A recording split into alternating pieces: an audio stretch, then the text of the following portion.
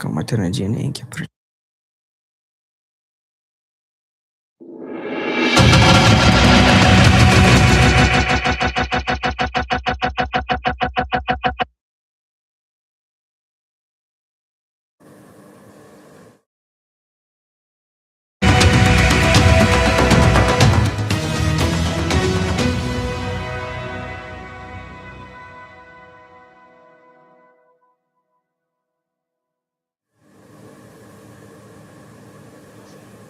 Good morning, Nigeria. Good morning, Abuja. Welcome to S24 Morning Digest, where your day begins with the stories that matter.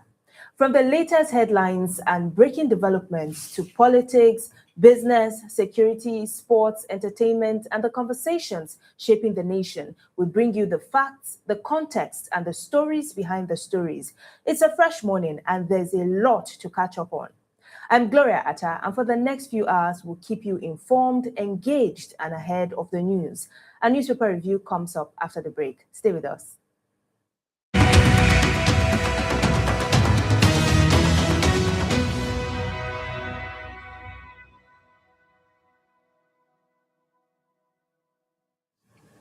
Thanks for staying with us. Now let's take a look at the stories making the front pages this morning.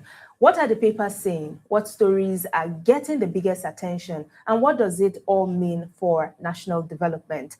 Joining me to answer these important questions is my colleague, Abubakar Turaki. Good morning, Abubakar. Good morning. Another bright new day is here, and you're looking bright. Thank you so much. Thank you too. You're welcome. So let's quickly dive into the discussion for today. And we're going to start with politics. We're talking about the much anticipated 2027 polls, where 571 billion naira campaign spending limit for presidential and governorship candidates. The INEC has set that as a benchmark for candidates come 2027. So let me hear your thoughts on that. Yeah, this is a wonderful development, and I believe with the coming of these guidelines based on the recently amended Electoral Act, yes, is going to give more people that are more credible to come out and at least cast on their vote and also participate in politics, either as voters or as candidates.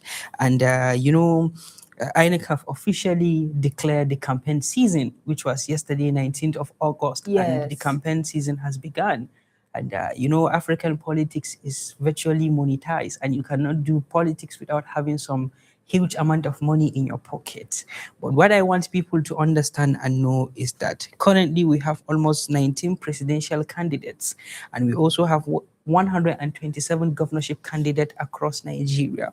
And apart from the 36 states that we have in this country, I think 28 states are going into 2027 general elections. The remaining states, which include Imo, Kogi, Osun, Anambra, Ikiti, are not going to participate in the 2027 general elections because they are going to do what we call off-cycle elections. Yes.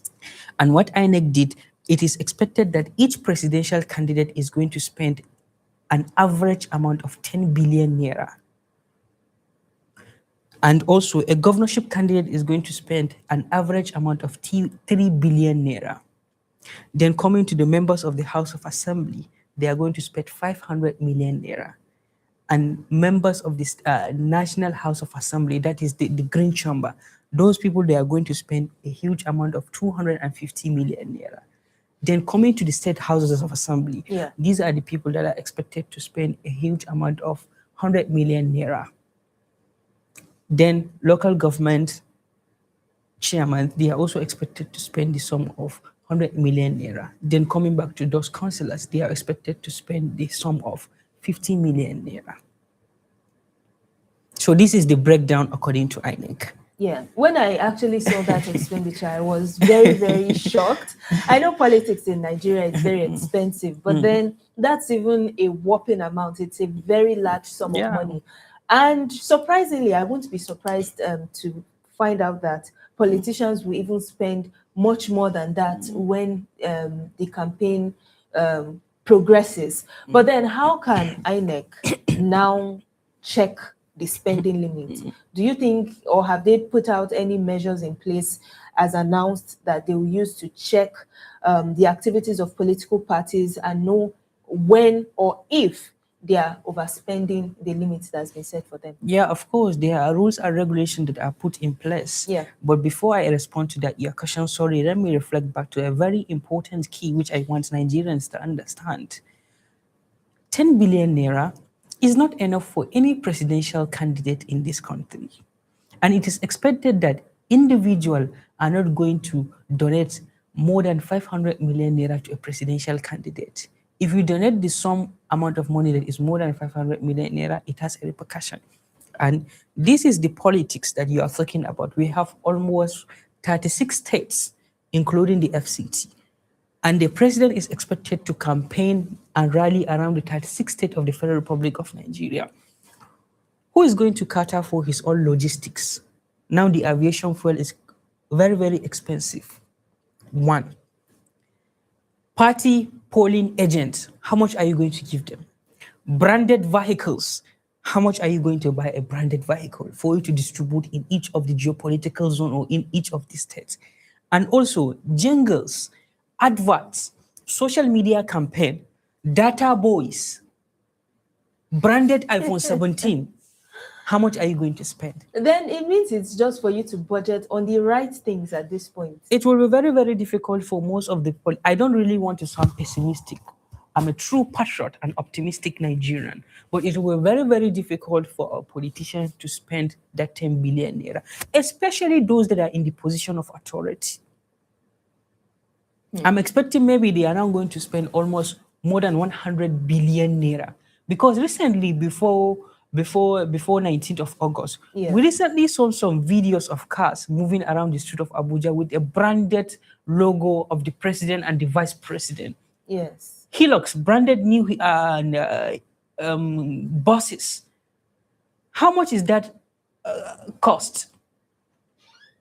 And this is the president that you are asking him to spend 10 billion naira. I doubt if most of them are going to listen to the new electoral act, because it's going to be very, very difficult. Remember, if anytime the president is going for campaign into a state, remember he has to have a chartered flight.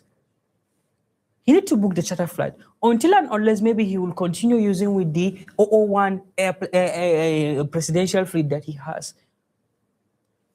And after that, the whole that they are going to carry out their own campaign activities there, how much are you going to rent that hall?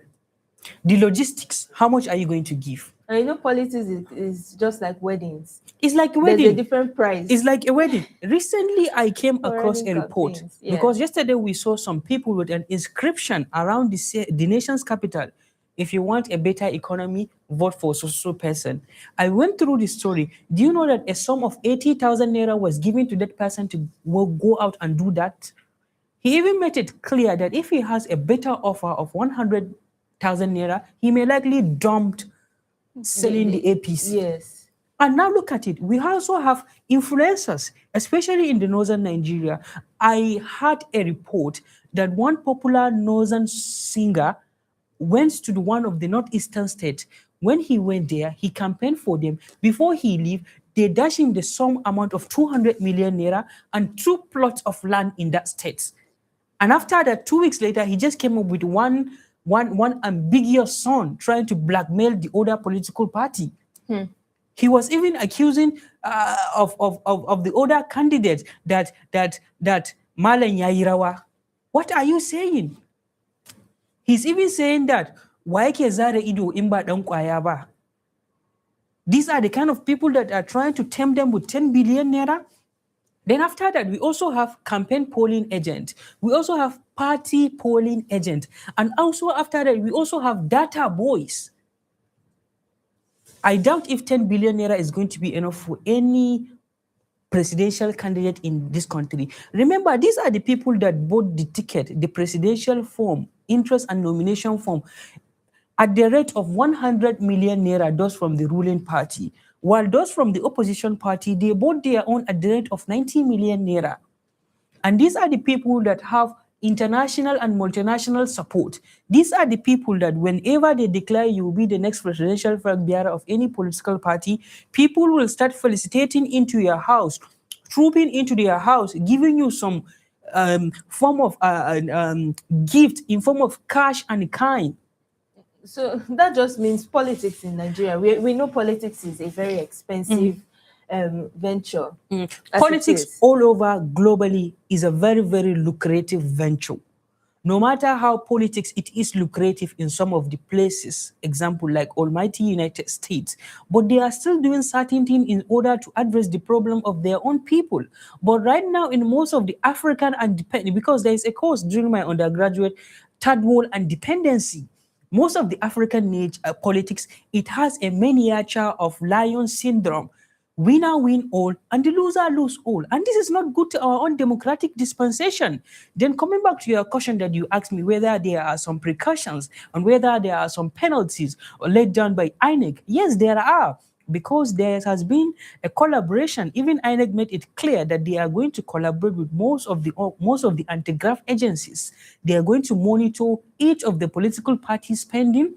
I think maybe by monitoring how much they are going to spend, how much is coming into their own account, and how much are they executing that. But that one is not even enough. I am calling on INEC to go and at least have more collaboration with media and also civil society organization, and even most of the event centers.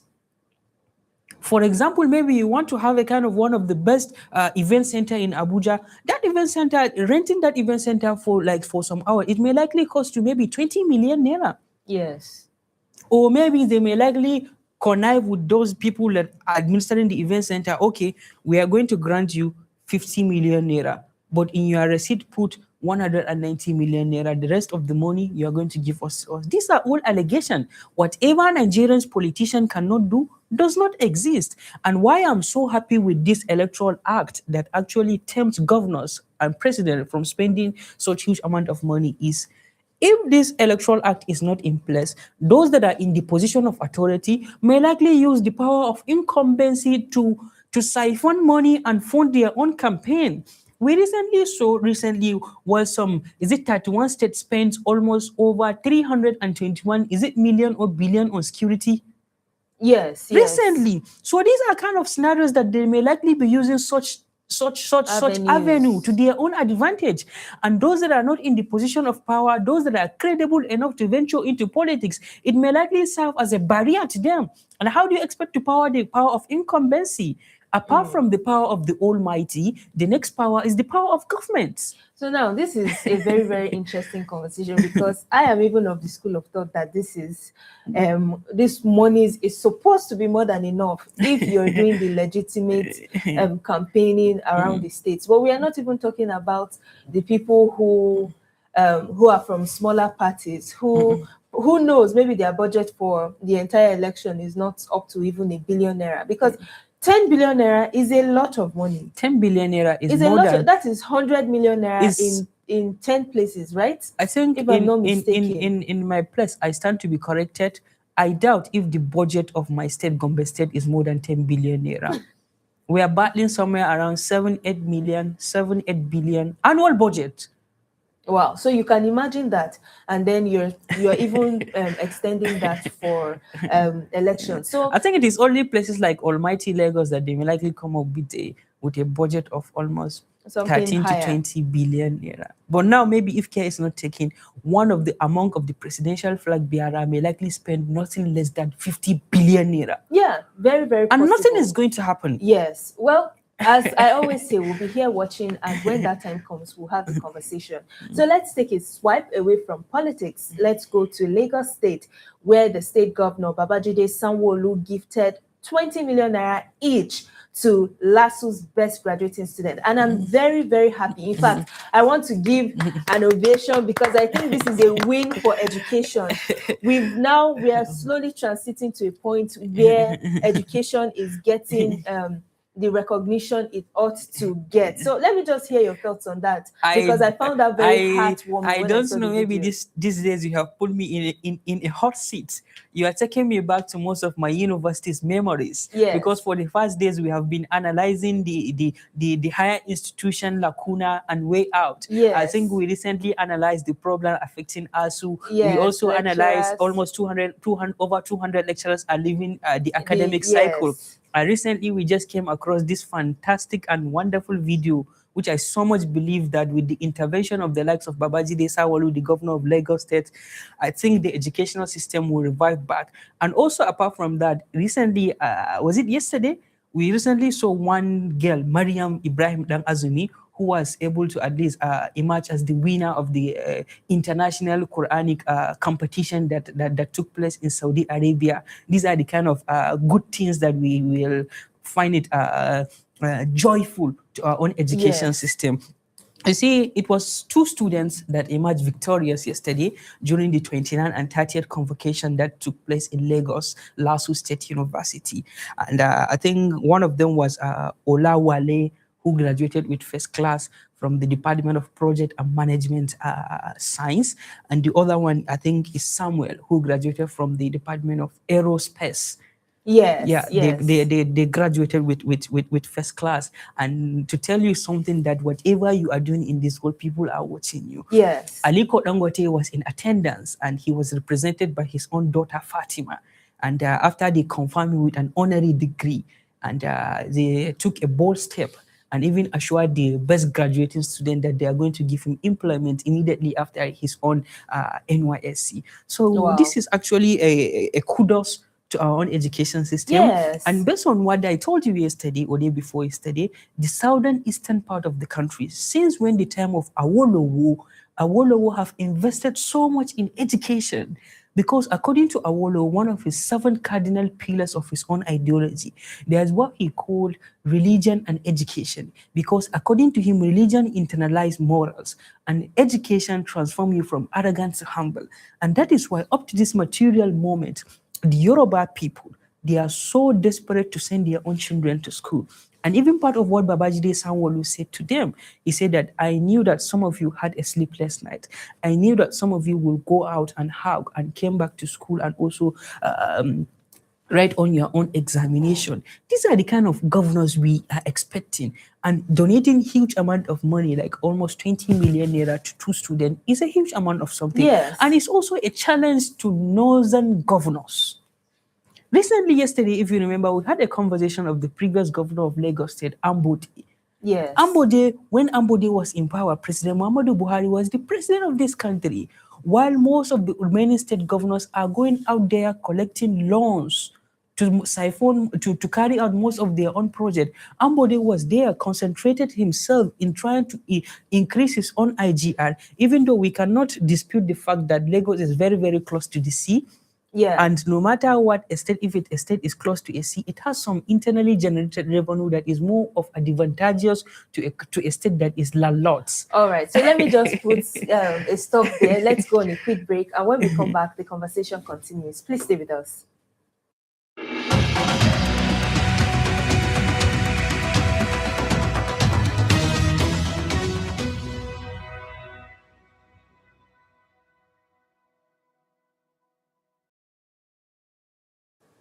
Welcome back from that break. If you're just joining us, this is S24 Morning Digest coming to you live from Nigeria's capital city, Abuja. And this is our newspaper review segment. I've been having a very, very interesting conversation with my colleague, Abubakar Turaki. And we started from politics, but now we are talking about Nigeria's education system. And we are particularly shining the spotlight on a heartwarming event that happened in Lagos State, where the Lagos State Governor, Babajide Sanwo-Olu, awarded 2 students, or the best graduating students of the school's 2024/2025 academic session, with cash prizes for their outstanding performance. Now, gestures like this, how do you think it would impact students' performance? moving on, especially in this era now where we have what they call Olodo uprising and we have people saying school is a scam. Do you think school is indeed a No, school scam? have never been a scam. Yes. School have and will never be a scam. Even those that are saying school is scam, I believe most of them have iPhone. Most of them have smartphone. Most of them have access to the internet. Then if school was a scam, or if school is a scam, those that were able to invent such device that you are using, if they couldn't pass the opportunity to pass through school, how can they do that? Yeah. You know, they would always want to look at successful people. They would say the likes of Mark Zuckerberg and different names did not necessarily get I a don't want to university argue with your degree. own perception. Sorry to cut you No, short, it's not my but perception too. I'm okay, just saying other what people people perception. say. People Mark who say Zuckerberg, school no is a matter how scam. society is going to rise, society will never rise above its own intellectuals. Those that are managing Mark Zuckerberg business, I think those are the brilliant people that went through school. Yes, the brain behind So it. without them, Mark Zuckerberg, his services may render not very important. I don't want to use useless. Yes. And this gesture from Babajide Sanwo-Olu is going to motivate students. And it's Who going knows? to. Maybe if my school was offering this, then I would have done much more. So I'd also have 120 million million then. naira. And even yesterday, the lady I told you about, Mariam, Yes. do you know that she got a price that worth almost, is it 500 real, which was converted to almost 120 million Nigerian currency? Wow. And money is very important, especially in this economic quagmire that we are experiencing. Yes. Maybe having such huge amount of money will later give them the opportunity to go and further their own research, at least support their own family, go and further their own education, establish a business. Maybe if they have a skill that they're carrying out, maybe they should invest more in their own skills, because it is obvious that we are currently living in a country where the government is no longer providing anything for us. If you need education, you need to take yourself and your children to a private school. If you need healthcare system, you need to take yourself to a private healthcare facility. If you need the best transportation system, you need to take yourself to the best transportation services. And it has even reached to the extent that if you need security, you need to raise up your hand and pray to God to protect you. Or because even the security agencies are outfits. unprotected. We saw what happened to the likes of General Rabe. In this country, a politician was kidnapped. We saw what happened to the chairman of APC in Kebbi State when he was kidnapped together with his own brother. We saw how ulama were also kidnapped and victimized. We saw how students, innocent Nigerians were also kidnapped. Then who is safe in this country? No one is safe. Then having such gesture, it will motivate the student, and it will also give other people that still education is still relevant. Yes, that there's still hope. There is still hope, because a person becomes hopeless if you are no longer alive. But as long as you are alive, you are still breathing, I think you should not lose hope, because I so much believe that there is always light at the end of the tunnel. Yes, you know, why I'm also someone who is, you know, a proponent of education. I love education. And stories like this also remind me of my days in school. I was somebody who was particularly interested in gifts. I always looked forward to every speech and prize giving day because I wanted a gift. Even in my school at the time, I heard that there was this program, this initiative that was put forward where the best graduating students of the university, they were given a free scholarship to go to Malaysia for further studies at the time. And even my state government at the time too also had one or two initiatives that they set aside. But when it got to my turn, none of those things were working anymore. So when it got to my turn, when I was now in school, none of those initiatives worked. They stopped taking best graduating students to outside the country, even within the country, nothing. I remember there was a particular person that saw my grades then, and he was, you're doing very well. Don't worry. If you can keep up with this grade to your 400 level, I will give you 50,000 naira cash. Oh my God. And in my head, that was a lot of money. I was like, I can't wait for this 50,000 naira. Guess what? When I finally got to 400 level, and I still stuck with those grades, that man got transferred from that place. I was Sorry like, oh about my that. goodness. Some reasons that I'm attributing to that. Maybe you say that your state government have been doing this gesture. Everyone has his own model of operandi. Yes. Maybe the government have changed, and maybe another government came into board. Government is supposed to have a continuity, but Nigerians politicians used to drop everything what their own successor have done, and they need to start doing what their own. They used to drop whatever their own predecessor started and started from where they have started. Meanwhile, you should This be is not dropping the good. things that Of are course, irrelevant. these but are the what good we call ones, you continue with them. continuity. I could remember my grandpa used to tell me about Vision 2020 of Abacha. Yes. We wanted to have a Vision 2020. That was when Abacha wanted to be the next civilian Nigerian president before Abacha answered the clarion call. Even though the death of Abacha is still mysterious. We even saw what Dennis Amakri put it down in his book, DSS at 40, My Journey. Is it My Journey? I forgot the title of the book. That they are even telling that I did not kill him. He died on top of me. So these are all mysterious deaths. So these are the kind of things that we needed to have from our own intellectuals. And I also want to throw a challenge to most of the northern governors. I doubt if most of the northern governors will be able to come up with this gesture. I doubt all what they are after. They wanted to have school dropouts, those that are going to graduate with third class, those that does not have anything in their mandula of Langata. They may likely recruit them to be their own data boys. They may likely recruit them to be their own ceremonial PS. They may likely recruit them to what we call data boys. I want to give you a scenario. There's what we call spokesman of the government. And after that, we also have SA and PS that they are expected to be speaking on behalf of the government.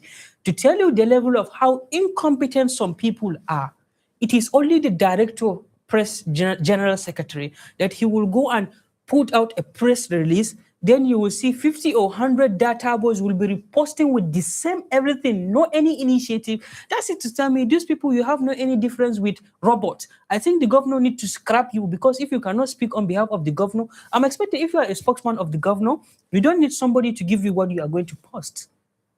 Whatever the government did, come out and at least defend it in a positive manner. All right. But Abubakar, this is a challenge to our northern governors. I don't want to be so break. hard on them, but rather I want to be factual on them. Please, we should find a way of investing more in our education system. So let's go on a quick break. And when we come back, the conversation continues. Please stay with us.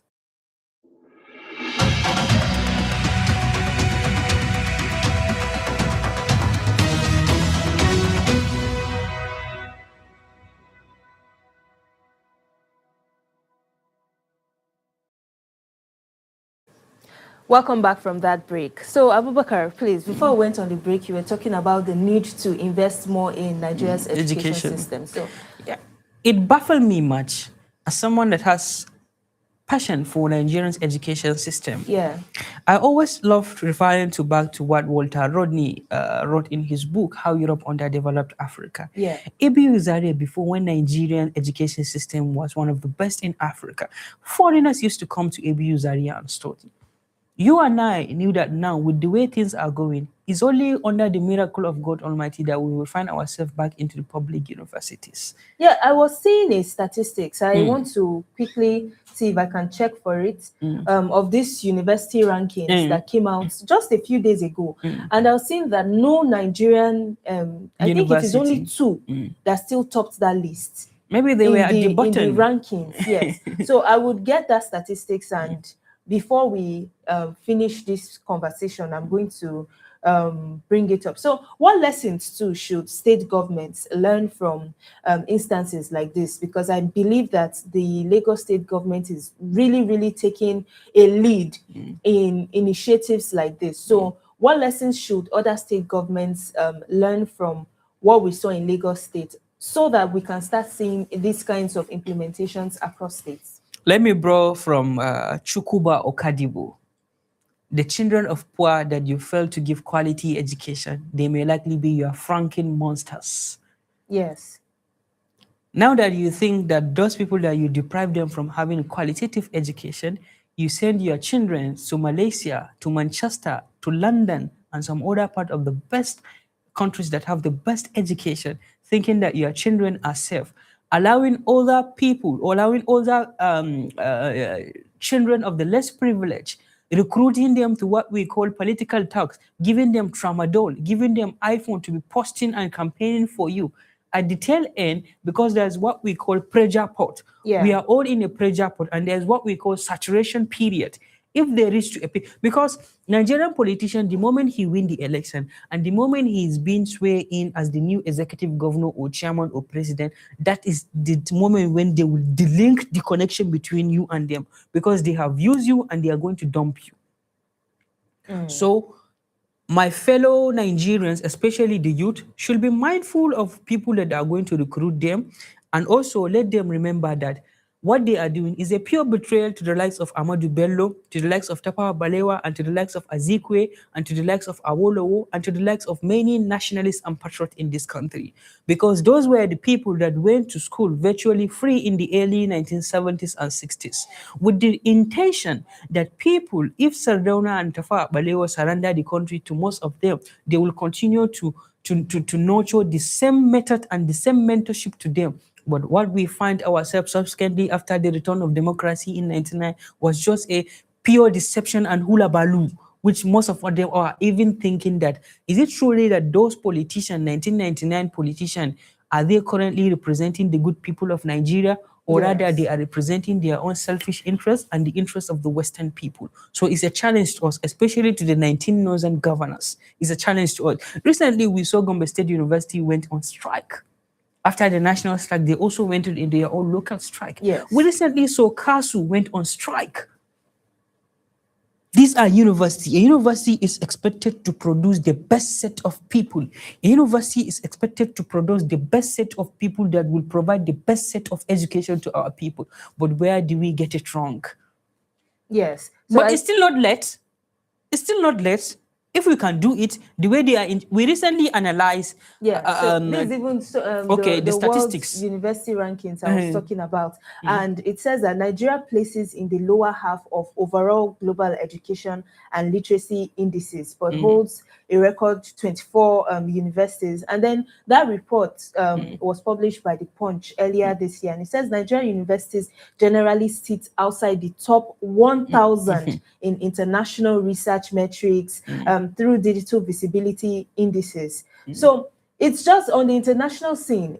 Unfortunately for us, the universities that are even doing well are privately owned universities. We know that Covenant University is currently one of the best universities Nigeria has, both internally and is competing on the international scene as well. So this brings a lot of questions to the fore that we need to do better in investing in our education, because yesterday I was having a conversation with someone in the newsroom when we saw the story from Lagos, and I said it saddens me that these people that have been awarded 20 million naira by the Lagos state government, unfortunately the Nigerian market, labor market, might not be able to maintain these people. I see these people jackpying, I see them leaving the country. Of course they From will. now Those are brilliant people. now till next year, I see them leaving the country. So it's very, very important that we need to find ways to start investing in education and supporting those people that are excelling, so that we don't train them and then they go outside the country and use those talents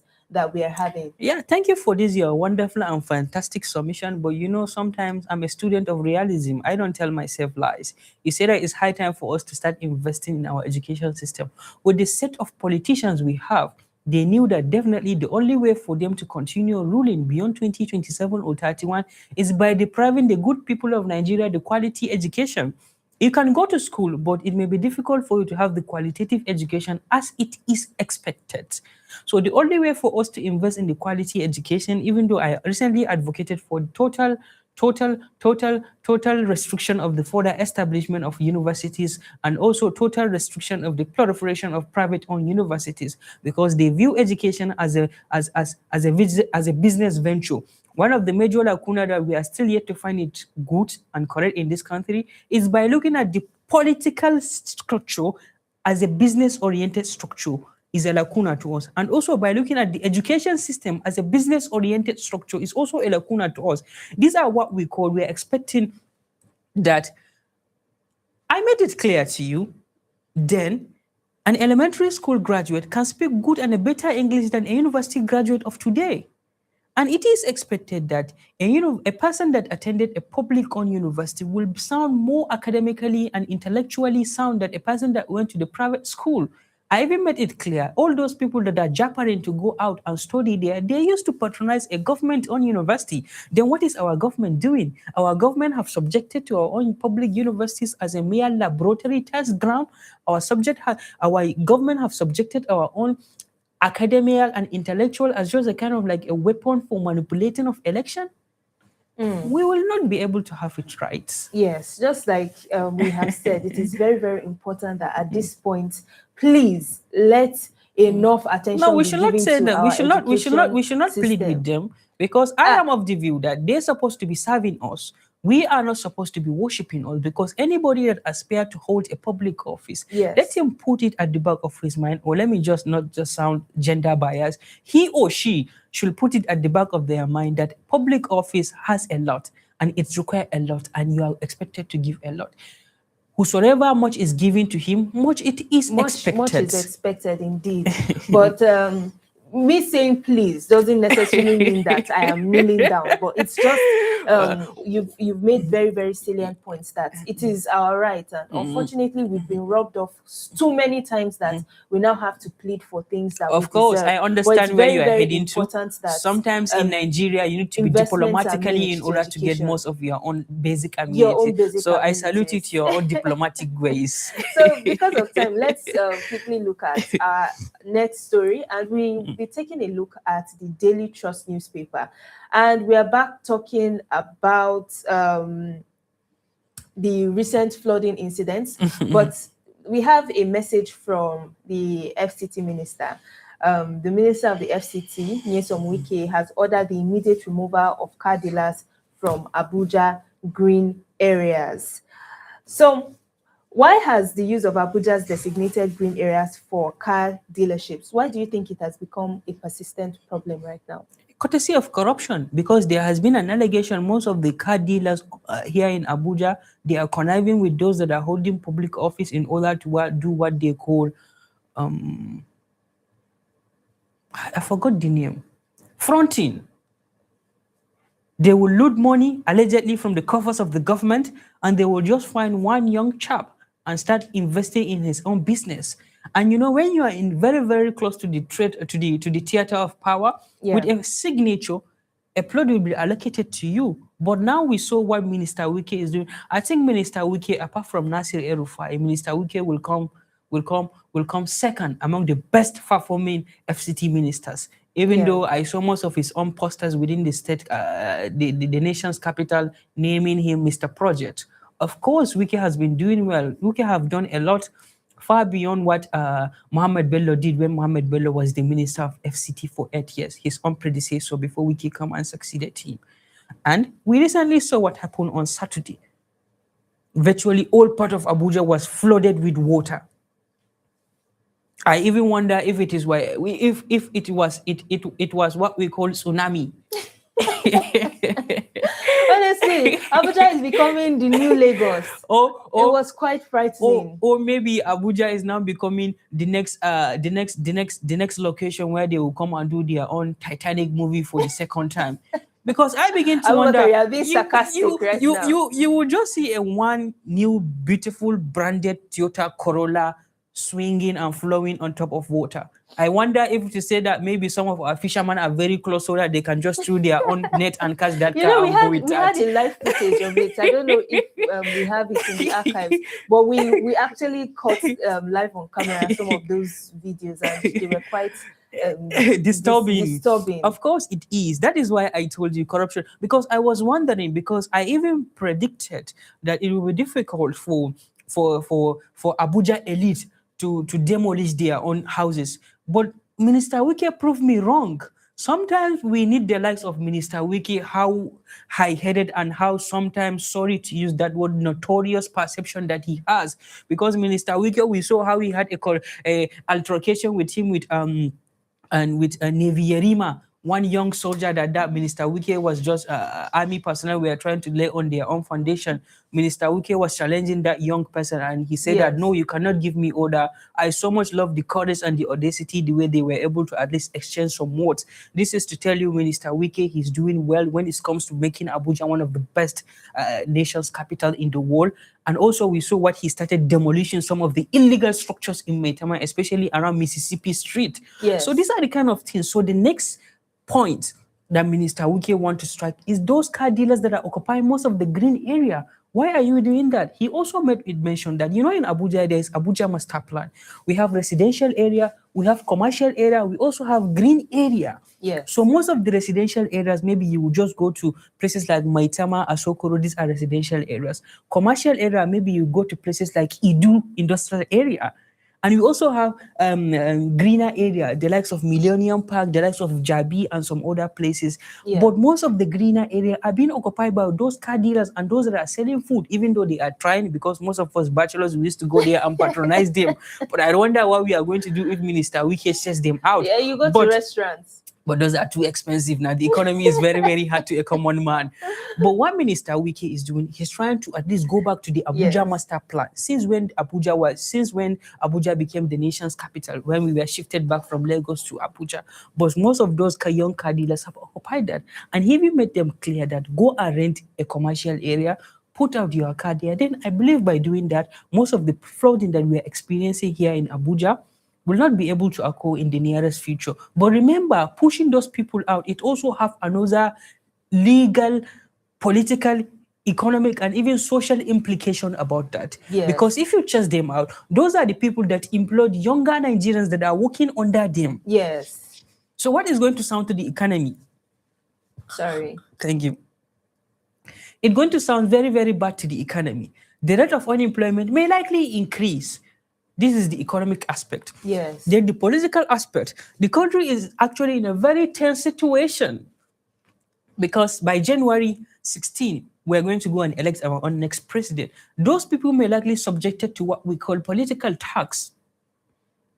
Yes. Then what is the social aspect? The social aspect, if to say that they were unable to at least get another place to continue doing their own business, they may be psychologically disturbed.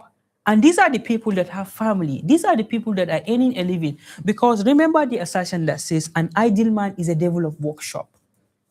Then the security aspect of that. Those people, they may likely become frustrated and they may likely continue to perpetuate all sorts of crimes. But Minister Wike should understand that whatever he is doing, remember, he will may likely occupy that office for the period of 4 years or even 8 years. So now, should the FCT administration, should the focus only be on removing the dealers? Because there's one very interesting thing about the FCT. A lot of people, it's very easy for them to produce papers if you are not aware. A lot of people have documents backing why they're in one place or the other because maybe one shady official somewhere gave them the legal right to use those locations they were using. So now, should the focus only be on removing those dealers, or should we look broader and investigate the officials, the processes, or procedures they went through to acquire or to get the clearance to have those businesses set up in those locations? Yeah, I believe because in this country we have what we call the Association of Car Dealers. Yes. Because it's just recently that it has come to my notice. I don't even know that we have the National Association of Sex Workers. If sex workers can have association, I believe car dealers should have their own association. So everything is documented down. We need to find a way of using your own leaders in your own association, because do you know that government is even very, very close to the people? People are thinking that government is not even accessible to many people. No. Yeah. As young as I am as a journalist, if I want to have some vital information that is aligned to Minister Wike office, I can be able to put it in a very official manner. And they may likely grant me audience. But people seem to understand that they think that government is far to them. Yeah. What is government according to Lincoln? It's the government of the people by the people, but this And is for the a too people, elementary definition of what government or democracy is all democracy, about. yes. But when we say democracy and government, this is a system that give the larger population the ability to hold their own leaders accountable. So you see, the beauty of democracy, we can hold our leaders accountable. So the Association of Car Dealers should find a way of engaging their own leaders, find a way of engaging Minister Wike, FCDA, and the rest of the Abuja agency that have that sole Yeah. responsibility. Let them table it down, look at the possible implication and what are the possible way out. I believe Minister Wike, out of his humbleness, his people think to see that maybe he's too arrogant. It's not like that. Sometimes Nigeria, we need somebody that can at least handle things with iron hand. Me pressing Minister Wike now does not mean maybe if he likely mess up in some aspect, we are here to at Yes, least of put course. We're on, always here to call them yeah, out to as well. call them accountable. But whosoever and wheresoever person did well, it is our duty as those people that have the saddle responsibility to hold our leaders accountable in a very legitimate manner, to tell them what it is supposed to be done. And I believe if he could have listened to them, he will at least proffer some proper solutions. And I believe nobody is even too arrogant to say that he's not going to listen to us, because he's a public servant and we are expected to hold him accountable. Even the president, we're expected to hold the president accountable. Is it not recently we saw Atiku Abubakar trying to hold the president accountable by filing a report to one of the courts in USA, accusing the president that the president, his certificate that he presented were all legitimate. Yeah, so let's not deviate to the certificate saga because that's a very long conversation. Well, now, given Abuja's recent flooding, you've rightly said it that in the last few weeks, yes, and the last few days, Abuja has witnessed serious flooding, and for some of us in this area, we are scared. We in the Guzate district of the country, we are scared because seeing it happen in places like H Medics, around those places, South Junction, and all, someday, hopefully not, but someday it might get to our doorsteps as well. That's why we are very concerned. And of course, flooding is an issue that requires concern. Now, given Abuja's recent flooding and drainage concerns, could restoring these green areas, do you think it will help the situation right now? Because there are some people who are of the opinion that it is not just about the green areas, but some people, I recently came across a video where someone said Abuja is dirty, that the drainage systems are bad. We don't have proper waste disposal systems and all of those things. So do you think that restoring these green areas back would solve the problem of flooding that is currently brewing, or it requires a much broader approach? It requires a broader approach, a holistic approach, and a collaborative approach, because government alone cannot do it. Why I say government alone cannot do it? Because if you remember, NIMET have been raising alarm that something huge is coming. What have we done from our own side?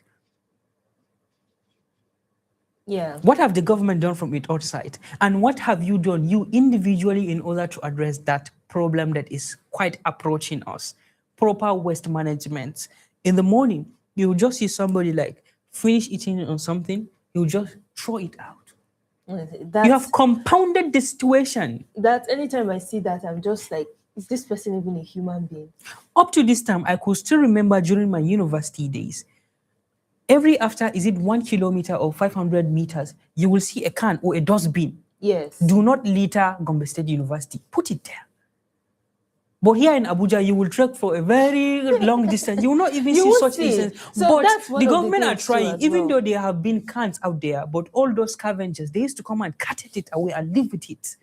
And another thing too, when those cans are there, sometimes they get full and nobody comes to pick them up. This conversation is really interesting, but I want us to quickly take another break. And then when we come back, we'll exhaust it. Please stay with us.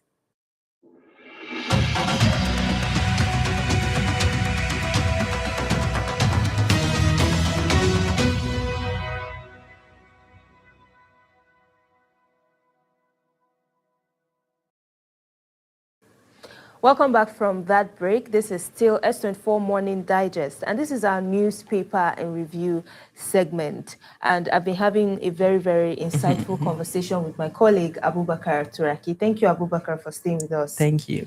Yeah, so we're talking about the issue of flooding, and we're talking about the recent directive given by the FCT Minister, Nyesom Wike, directing authorities to evacuate people, car dealers who are occupying green areas in the FCT. And, you made a very salient point before the break that it's very important that we also have these waste disposal systems, bins everywhere. And like you rightly said, there are some parts of Abuja that you won't even see those waste bins. You won't see those provisions. And in the places where they are available, sometimes they get very full and you see nobody coming to pick up these things. So these are some of the things that discourage people or compound the problem. There was a day I was passing through AYA and I saw this big waste bin. It was full.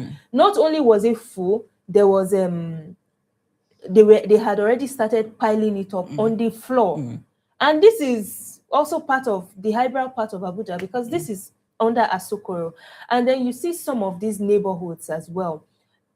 Growing up in some places I didn't grow up in Abuja, where I grew up, every week we had routine monthly sanitation where these people will come, the state government will come with its truck and they'll come and pack all these things. So I think they should do some of these things. Even if you want to be collecting a small fare at the end of the month, I don't think it's a problem. Just have those means to dispose waste, because personally I'm not somebody that likes to dispose waste, but sometimes I will have a waste and I will walk several kilometers, I won't see a trash. I'll have to hold it till I get to the office or till I get to the location I'm going to, and hopefully I see a trash bin, then I trash whatever it is I have. Yeah, sometimes when government seems to forget its own primary responsibility, the citizen used to suffer. Now, if you are to ask me, if the West is going to affect their own 2027 election, do you think they are going to play with that? Definitely they will not. Yes. And looking at what you say somewhere around that AYA, it has a health implication at that. Yes, you see people selling food just a few meters away from that place. And even that trash may likely attract rodents. And with the outbreak of new Lassa fever and what we call, is it Bunjibudo? Yes, Ebola strains. These are the kind of things we need to put on our thinking caps, because I can remember still during our times, there's what we call Dubagari.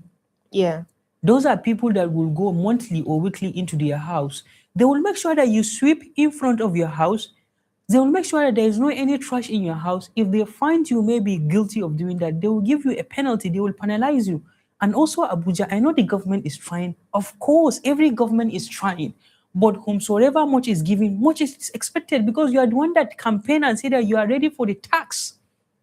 And also, whosoever find maybe littering around Abuja, FCDA, NIMET, and all agencies under Ministry of Environment and Abuja should find a way of going out with what we call mobile courts. If you are being fined, wanted of breaking any of the law, they should just give you a fine.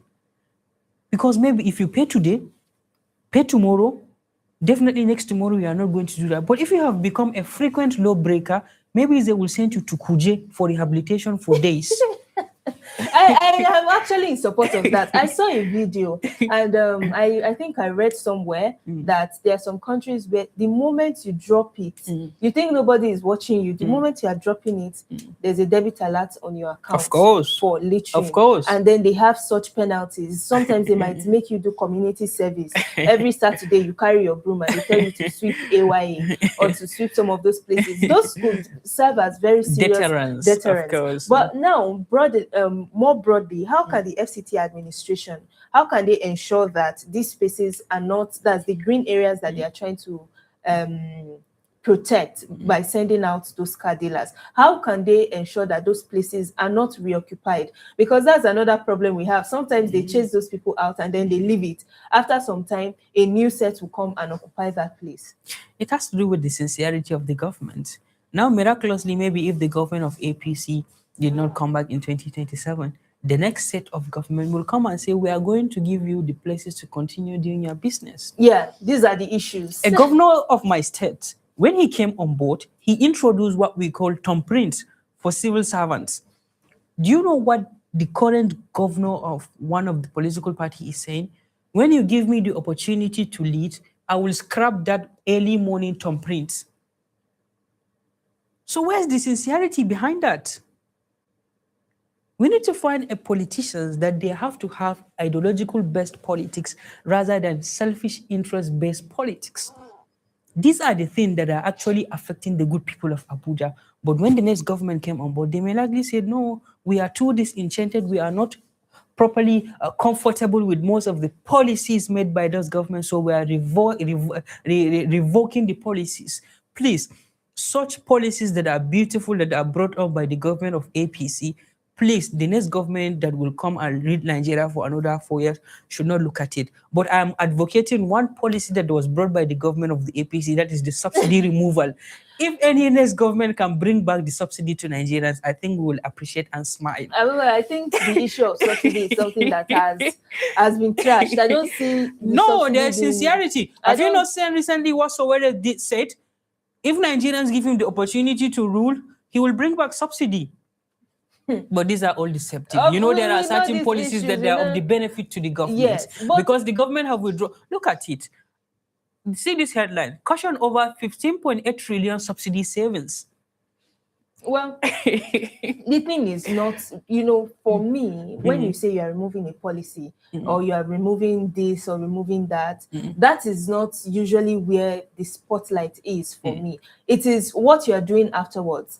The question Nigerians are supposed to be asking is, I think we should move. Abubakar, move on from the fact that subsidy has been removed, and let us now start asking, what are they doing now that they've removed the subsidy? The prices of food should be affordable, should be able to have better access to healthcare. We should be able to have all those other things they promised, that because they remove subsidy, this is what we are getting. Imagine you are earning 1 million naira or 2 million naira or whatever it is you are earning. It can take you to the market, you can buy food. You won't be so bothered about the price of fuel because you're busy changing cars and stuff.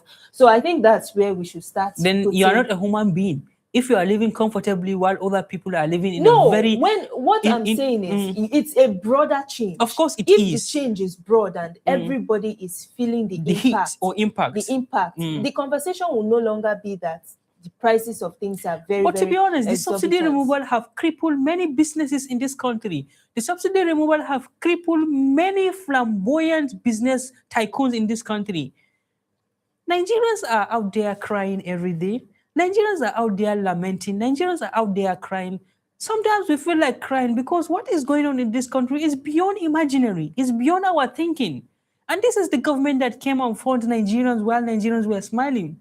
Where is the government of APC trying to take Nigerians? We believe some of your policies are good, especially with the way things are going when it comes to infrastructure. Even though some of the infrastructures, there are some undertone behind the concentration of most of the infrastructure in the southern western part of the country, because we saw the coastal highway that is currently under construction under this administration. But they are doing well in most of their own policies. But there are policies that are very, very close to the masses.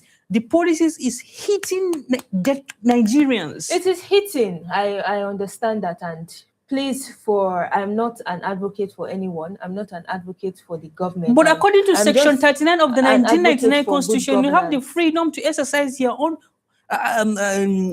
franchise, and you have the freedom to exercise your own opinion. Yes, of course. Of course, you are a Nigerian. Despite the fact that you are a journalist, does not mean you are not feeling the heat.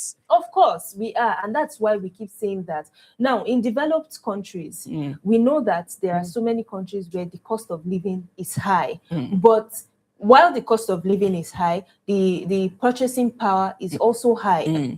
The standard of living there, what they earn per hour, what they earn. So because of that, food is very, very cheap. In Nigeria now, before you would be able to afford one chicken, you would have calculated your salary 1 million times and know, if I buy this chicken, that means I will not buy bread for this month and stuff like that. But there are some places where they might be the cost of other things might be expensive, but then they are enjoying other benefits. Maybe you are seeing these things, maybe you are enjoying 24-hour electricity, you are enjoying water, you are enjoying this, and then you have enough money to be able to meet these bills. That's Standards. so it's like the change or the development is progressive across board, and that's where the spotlight is on. So Abubakar, because of time, I have to put a stop to the conversation Well, today I have something to tell Nigerians. in 30 seconds. May God bless Nigeria. May God bless Nigeria. Thank you so much, Abubakar. It's been an insightful conversation, but we have to draw the curtains on our newspaper review for today. Coming up next, we are taking the conversation beyond the studio and onto the streets, where Nigerians have their say in our Street Talk segment. And there's plenty more ahead, from all you need to know to stay healthy, to top trends making waves, and all the latest action from the world of sports on the sports desk. But for now, it's goodbye from me and from Abubakar. Enjoy the rest of the show.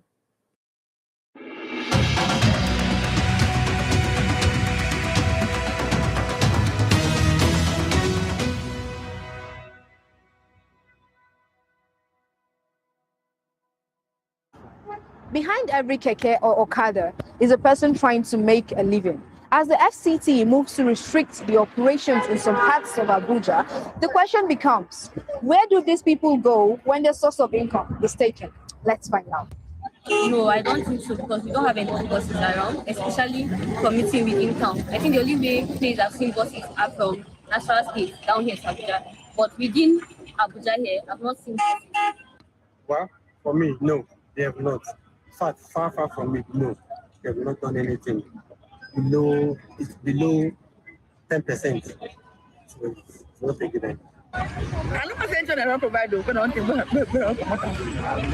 have they provided? What have government provide? So that the CNG they bring say if you know come on time, you know go enter. Before they go rumor things don't know. No. Okay. It's a good idea, yeah. But then before you pull down the system, there should be another one that's gonna replace. So these people restricting them, this is what they do, this is what barely their basic and you have they survive, and like the economy it's a bit toxic, and taking off these guys off their street. Most of the rural areas, the roads are not well developed, and then there are the Okada guys that will work it. So taking them off, some of them might go back to stealing, they might go back to standing by the roadside, vandalizing, and so on. So to me, I think there should be a system that can, as they're living this, there should be something that they can fall back into, so they are not stranded, they don't become out to the community. Yes, restricting them in some areas of Abuja, yes, is good. But before they do that, they should also provide adequate transportation facilities to convert those from the rural area to the city, or from the city back to the rural area, because it's been hard. So that is the livelihood of survival. Yes, now. And the federal government will push go remove keke and waiting for this our FCT.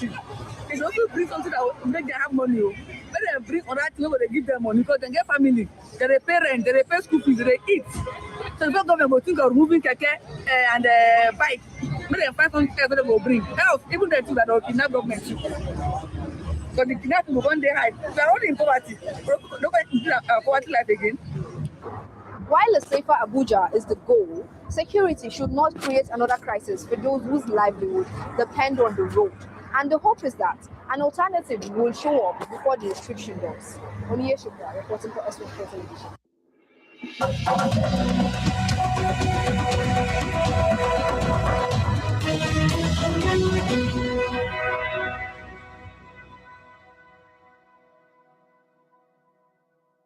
Have you ever heard someone say an apple a day keeps the doctor away? Or perhaps your mother insisted that vegetables would make you stronger? Well, what if there is more truth to those sayings than we realize? Today, we live in a world where lifestyle diseases such as diabetes, hypertension, obesity, and heart disease are becoming increasingly common.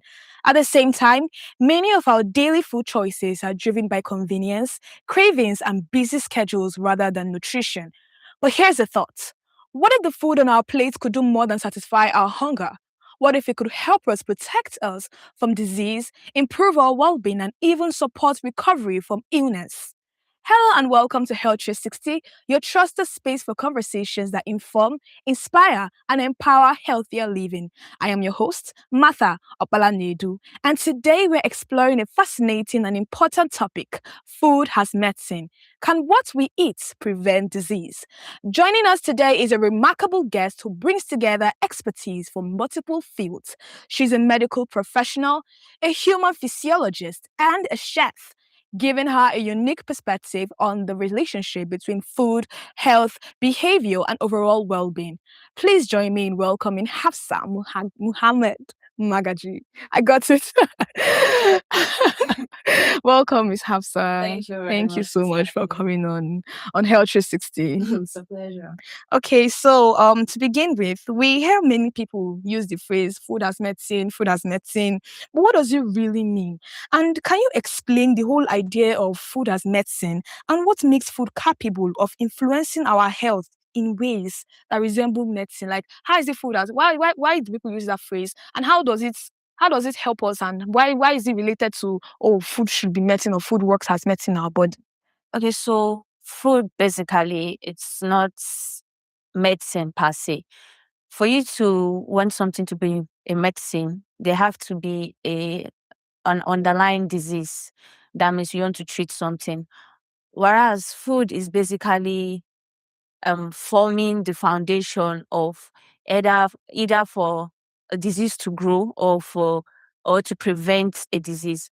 So when people say food as medicine, I think food should become the foundation to either you getting sick or you being healthy, your immune system being strong.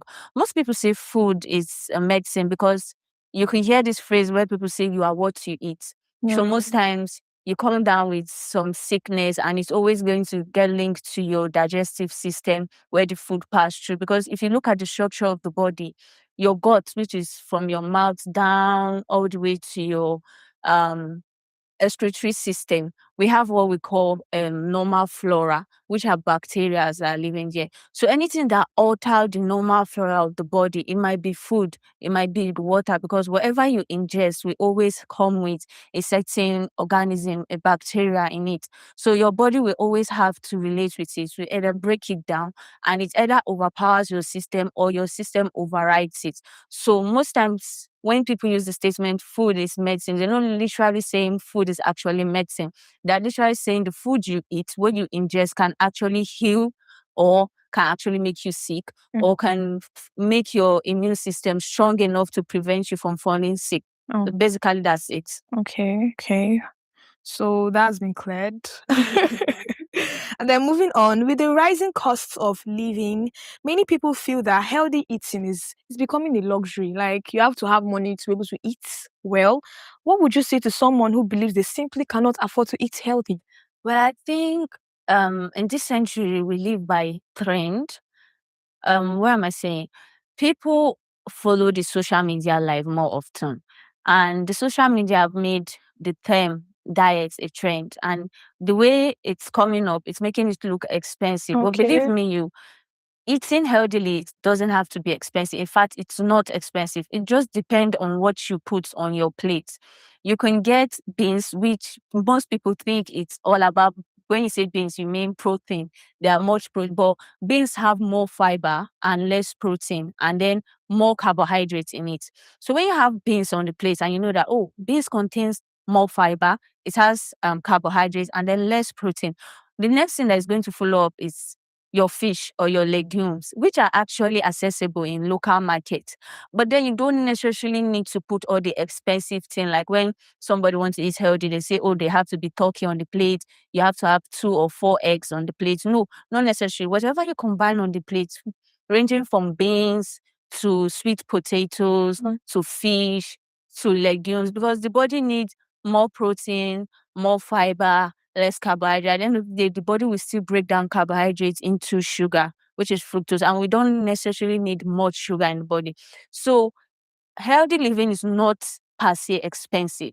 It's just that most times in in this century, people follow more trends. And that's why it's looking expensive, but it's not actually expensive. Miss Hafsa, I trying to say my primary school teachers have been lying. Because now I'm just here. This is the first time hearing beans like has more of layers of protein and more of It does carbohydrates. actually. I was once in that stage until we started doing advanced nutrition, advanced biology, and then you break down the biomedical properties of food, and then you find out that, oh wow, beans actually have more carbohydrate than proteins. So healthy eating is actually Not expensive. okay. So moving on to our next question, we see lifestyle diseases such as hypertension, obesity, and heart disease seems to be increasing every year. It's constantly it's a rapid thing, rising and rising. How much of this rise can be linked to our eating habits and dietary choices? I like the fact that you said eating habits. You didn't just say linked to the food. Okay. Eating habit does a lot to the body. You find out that just eating is just one part of you being healthy. But then what you do afterwards contributes a lot. Are you eating and then going back to lie down on your bed to sleep? Are you eating and then walking around to fasting the metabolism? Are you eating and then drinking too much water? Because people say stay hydrated, but they forget to tell you that there's something called water poisoning. Oh. You overhydrate the system and it will lead you to water poisoning. And then you see the color of your urine is not what it's supposed to be. And you see some people running to toilet that they're having diarrhea, food poisoning, but they don't know that, it might actually be linked to the fact that I overhydrated myself. There's something called overhydration.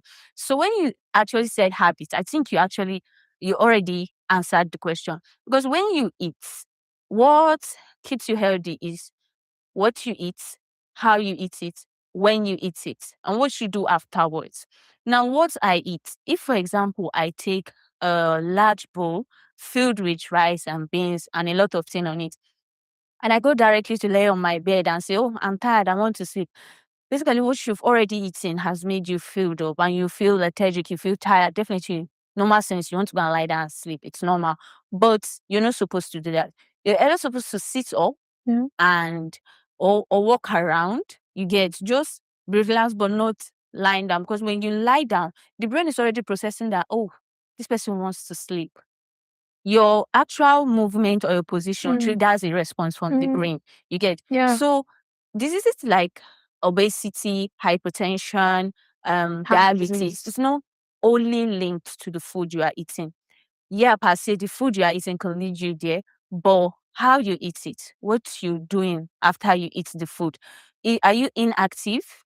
What's your work life all about? Is it too much stress? Because at the end of the day, what you do in a whole day affects your metabolism, affects how your body will respond to when you eat and how it will take the food around the system. You can end up having breakfast and you feel tired throughout the day, and it's not supposed to be, because breakfast is one of the most important food of the day. So when you mention diabetes, obesity, hypertension, you're not only looking at the food, we're looking at the inactivity. What are you actually doing? Are you inactive immediately you finish eating? Are you exercising? What are your routine like? What are your habits like? Is it that immediately you down your lunch, you go straight up and start eating junks and stuffing yourself? You know, a lot of things. So you already saying habits has already answered the question, because when you eat the food, the habits afterwards, what you do afterwards matters. So what about those people that like I know of someone that as she eats and then maybe she starts walking around, her stomach will start paining her. What do you have to say to that person? Now, Like why does she get that reaction? Like now there are a lot of things you look at that, I'm done eating and I walk around. Why is my stomach paining me? Sometimes maybe you overfed or you ate what your stomach it's not agreeing to. Most times, if we want to look at the physiological aspect of that particular condition, we mostly link it to what you've eaten, the portion you consumed, and what type of walking around are you doing. Are you walking fast? Are you walking slow? Because you can't overfeed and then start running around or walking too fast. You're making, like a computer person will say, you're overpowering the system. You have to always first relax for some minutes after you're done eating. And when you're done relaxing, you can then walk around. Now, in what pace are you walking around? Are you walking fast? Are you walking slow? All these things matter. So step by step, we look at that. Okay. If someone listening right now wanted to begin eating healthier today, what is one practical step they could take immediately? Um, no rush. I feel you can just add more vegetables to your food. Anything that contains fiber, because fiber literally it helps with digestion. Mm. It helps with the process of digestion, the time taken to digest. Because carbohydrates, the time between carbohydrate digesting and protein, you see, carbohydrate has a short duration. Protein have a longer one. Then when you put fat doesn't stay long in the body, because if you check the body system, it have more fatty, the body easily absorb it. But the fats now, before the absorption, it stays longer in the stomach. So now the duration of how long the food stays long in the stomach is what we always look at. Yeah. So if the food is going to spend hours in the stomach, I will advise that you add more vegetables to your food. That's one step. You add more vegetables and take enough water. Don't overdo it. Always take enough. And so what about non-vegetarians? Yeah, we're speaking on behalf of the non-vegetarians. What do they do? You know, when we look at vegetable, we're not only looking at the nutrients it comes with, we're looking at its fiber content, we're looking at its mineral content, we're looking at the vitamins it comes with. Now, why I said more vegetable, because I want it to be able to aid digestion, I'm looking at the fiber content more often. Now, if you're not the type that loves vegetables, Yes. let's say the salad gang. Yeah. So I will advise you take more of sweet potatoes to have more fibers. Okay. Beans have more fibers. Yeah, I love beans. But you still have to add vegetables. Oh no. There are fruits that have fibers. You take like watermelon now has fibers. And it have a high content of water. So you look for most of these things that have fibers to aid your digestion. Yeah. So that aside, moving on, so students and young adults often skip meals, survive on snacks, energy drinks, or fast food because of busy schedules. Students are mostly fond of the whole 100, 111. And I'm sure you know that. So it's not football match scores. 100 is like breakfast. Yes. So what simple dietary changes would you recommend for this group? So when it comes to the human body, when it comes to food per se, we're not really looking at perfection, because recently we found out that we can actually attain balanced diets. We can We go can't. for Sorry, you we said we can't can't actually attain. attain Okay. balanced diet, but we can go for adequate diet. Now, adequate diet is not necessarily that the whole food, the whole nutrition that we need is not on the plate, but we're looking at what my body needs at that particular time. So you're looking forward to having it adequately provided. So I would advise students or the 9 to 5 gangs, yeah, the midnight life people. I would advise that whatever you do not skip breakfast. And even if you're going to pick a meal that is going to be like the adequate diet of the day, do breakfast. Okay? Because when you eat breakfast, you have the whole day.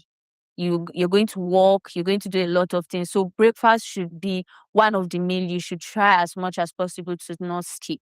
Even if you are going to be snacking throughout the day, like back then in school, you're rushing for lecture, no time to eat and the rest. Even if you're going to be snacking throughout the day, make sure that breakfast is one meal you don't skip and you pay more attention to your breakfast. Like your breakfast should have its protein, it should have its fibers, it should have the fruits, even if it's just orange. And when you're done with breakfast, even if you're going to junk throughout the day, at least try as much as possible to have fruits and water. Just snack on them. It's not going to take that. It's not going to take much of your energy that, I have to go and prepare food and rest. No, you see one apple, grab it. Like they say, an apple a day keeps you away from the doctor. Yeah. Okay, so staying on this question, you just made a point I've never, like it just busted my brain. So can you elaborate more on adequate diet and balanced diet? Like, what's that about? So any science student out there knows the law of thermodynamics. Okay, so shades to the art students out there. No, Shade scene.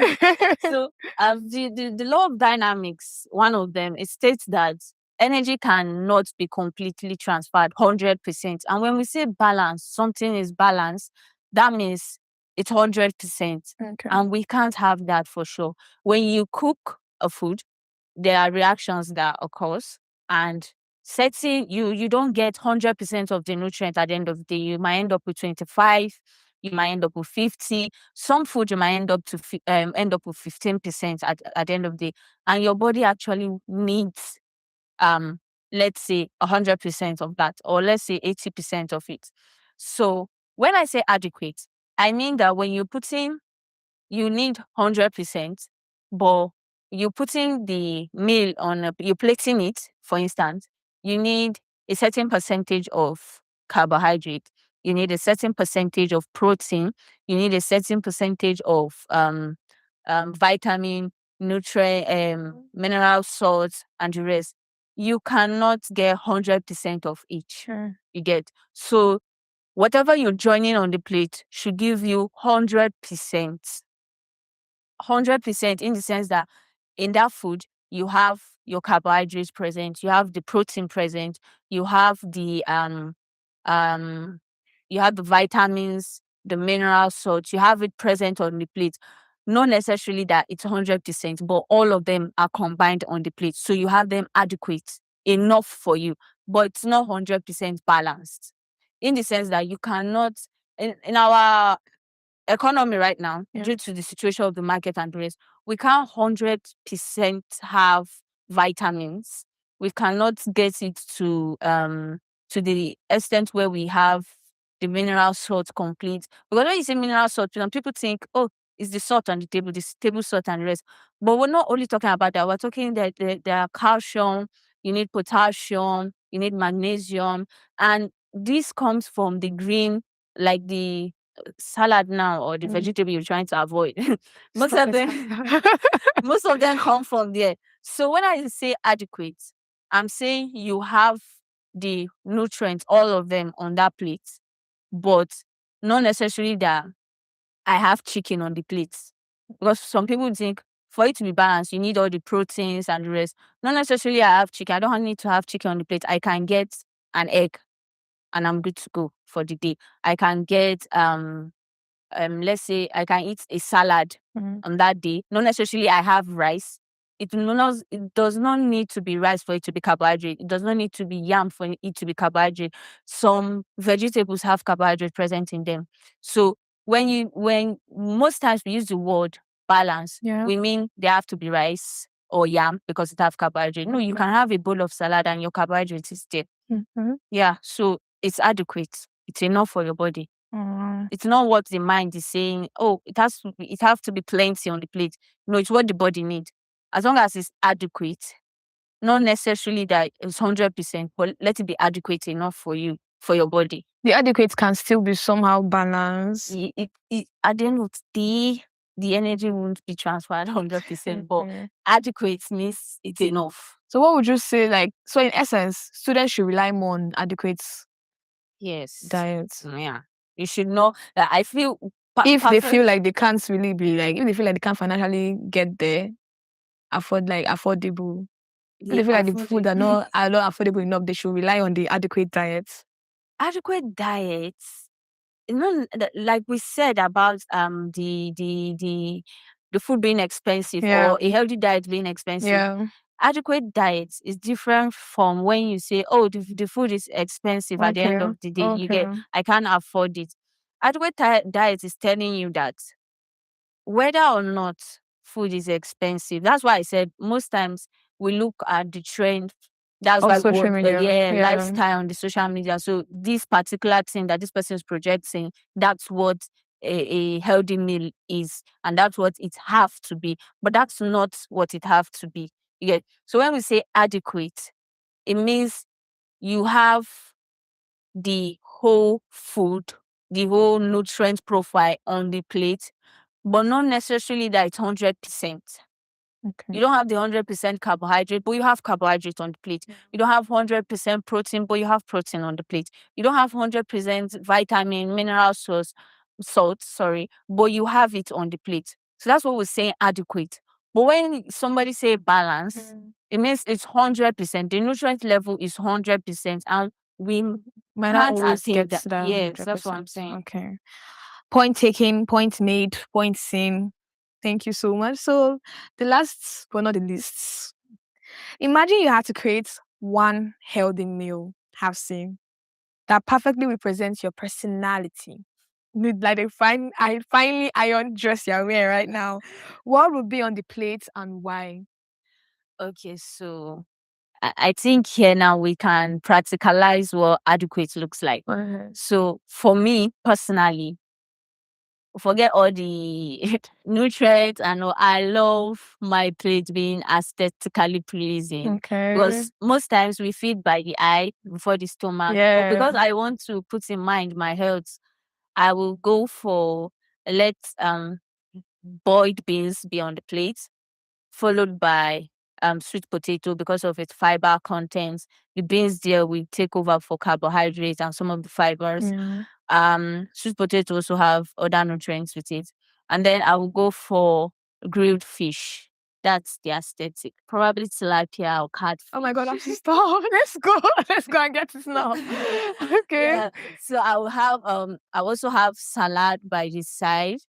Maybe legume, at least a little bit blanch, and then I'll have my water or freshly squeezed juice. Are we doing orange or are we doing mango?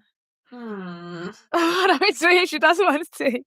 Okay. So moving on. That is like the end of the whole this is like the end of the whole serious questions. Let's have fun. So this is our favorite segment. This is my favorite segment. We call it the bust or trust segments. Are you shocked, Hafsa? No, I'm curious. I'm not shocked. I'm curious. Okay, let's find out. So, you are the health police, or we are the health police. We are investigating myths that hide behind facts. So we're going to expose them. So I'm going to be I'll be telling you like, common nutrition and like health myths that like people believe actually facts, but like also tell us that hey, this is not true, this is true. So instead of it's not really a long segment, it's not really a long statement. So I mean to say you like bust or trust, and then the bust is false, the trust is true. So it's like how many ears do you have? Do you have 2 ears for trust? Okay. So healthy food always tastes boring. Bust or trust? Based on me, trust because I'm definitely going to make my food interesting. Nah. So it actually tastes boring then. That means actually true. Like it actually tastes boring. Not really though. We're always eating what we don't want to eat. No, that's true. Especially our Gen Z self. We want to have it grilled, but sometimes it's much better when it's boiled. But then I will grill it. I will grill mine. But no. Healthy food, to be honest, healthy food don't taste boring. So trust. Trust. If you say healthy food doesn't taste boring, then it should be bust. That is like a false. That is it's a lie. Healthy food does not taste boring. Okay, now I get the game. Yeah. Okay, let's do But like this. the whole salad inside, the whole cream inside salad would have to actually I have to agree with you on that then because But you know there are sometimes when people will go for olive oil in the salad. oh okay. Who are those people? You're not them. Okay, so moving on. Skipping meal is the best way to lose weight. Bust or trust? False or true? False. Bust. Ever skip meal to lose weight. So what about those that can't really go to the gym? Time. I'm not talking about money now, so I'm talking about time. Okay, when it comes to eating, portion size is really important. Your portion size will help you lose weight. Your portion size will help you gain weight. So the portion size, and you don't have to go to the gym to lose weight. When you work on your portion size, you work on your habits. Let's say you start walking more, you start sitting up more instead of lying down after eating. You drink enough water, enough water. Okay. Don't overdo Don't it. overdo it. Overhydration. Yeah. I learned something today. Okay, so moving on. Honey is always a healthy substitute for sugar. Yeah. Really? It is because going back to the previous question you asked about obesity, diabetes, hypertension. Most times when you look at the food aspect, it's mostly linked to refined food, and sugar is refined. So yes, honey is more healthy than sugar. So that is trust. So honey, okay, the next one. If you exercise regularly, you can eat anything you want. No, baby girl, no. Because you exercise regularly, yeah, that's good. But eating anything you want, at the end of the day, you overwork your body. You're overworking your stomach, your digestive system, you're overworking the brain. Because let's say I go to the gym. What occurs in my body then while I'm gymming or lifting weights and the rest, you're burning calories. So I'm done burning calories, let's say 250 calories, and I go back home and I eat, let's say 500 calories. What's work done equals You to exercise tomorrow. Okay, noted. Brown sugar is much healthier than white sugar. And what's the whole myth behind brown sugar, white sugar? Yeah, so when it comes to sugar, whether white, whether brown, they are still refined. It's still sugar at the end of the day. When you're looking at it being more healthy, let's say white sugar have more calories than the brown sugar. But when you want to say, oh, so brown sugar has less calories, let me consume it more. At the end of the day, it will sum up +1 +1 +1. Every day for this diff. So for the it's just better to be on the safer side. Yeah.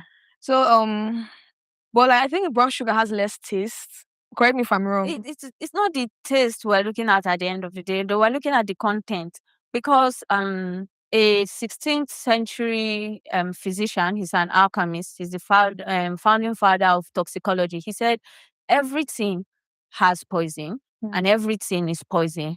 The only thing that doesn't make something a poison at the end of the day is in the dosage. Okay. So you say, oh, I'm taking 2 spoons of white sugar, let me drop it and just substitute with brown sugar. Even if you're taking 2 spoons, at the end of the day, day 1 you do it, day 2 you do it. We're getting to the bus stop where it will all sum up and still give you what the white sugar is still going to give you. So you want to stay healthy with sweeteners, just stick to honey, or don't even take it at all. Nothing will happen to you. Promise. Okay, so eating jollof rice late at night causes facial bloating. Have seen, bust or trust. I really this thing happens to me. My friend, my friend told me one time. She was like, "Mother, your face is so swollen." I'm like, "What happened?" And then she was like, "Did you eat rice last night?" I'm like, "Yeah." She said, "That's why." And I believe her. And I believe her. I think I still do. So contradicts me. Face bloating. Now, you eat jollof rice late, it can cause you indigestion. Yeah. But when you say your face is swollen, because I'm guessing that's what you meant by face bloating. Yeah. When we look at it, we look at your electrolytes in the body. That's like your kidney function.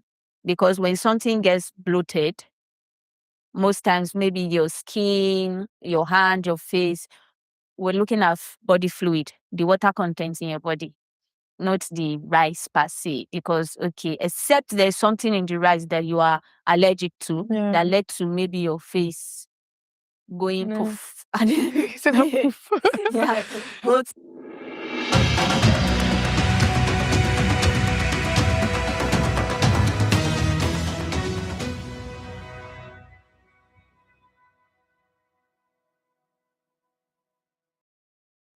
Hello and welcome to Top Trend right here on Morning Digest. I'm your host, Khadija Mohammed, and today I'm joined by John Costa. Good morning. Good morning.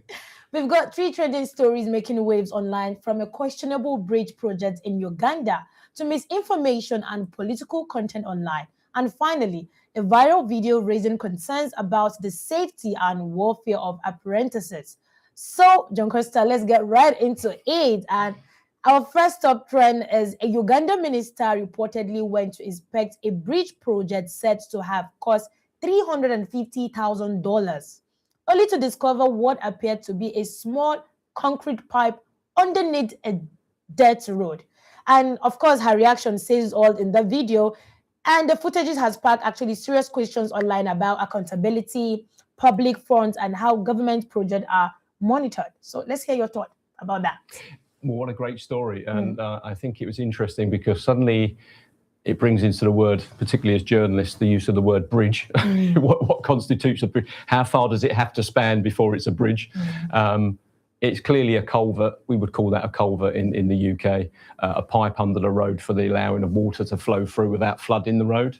Then when you hear about how much it costs, you suddenly think to yourself, it's another classic example of wasted money. Where did the money go?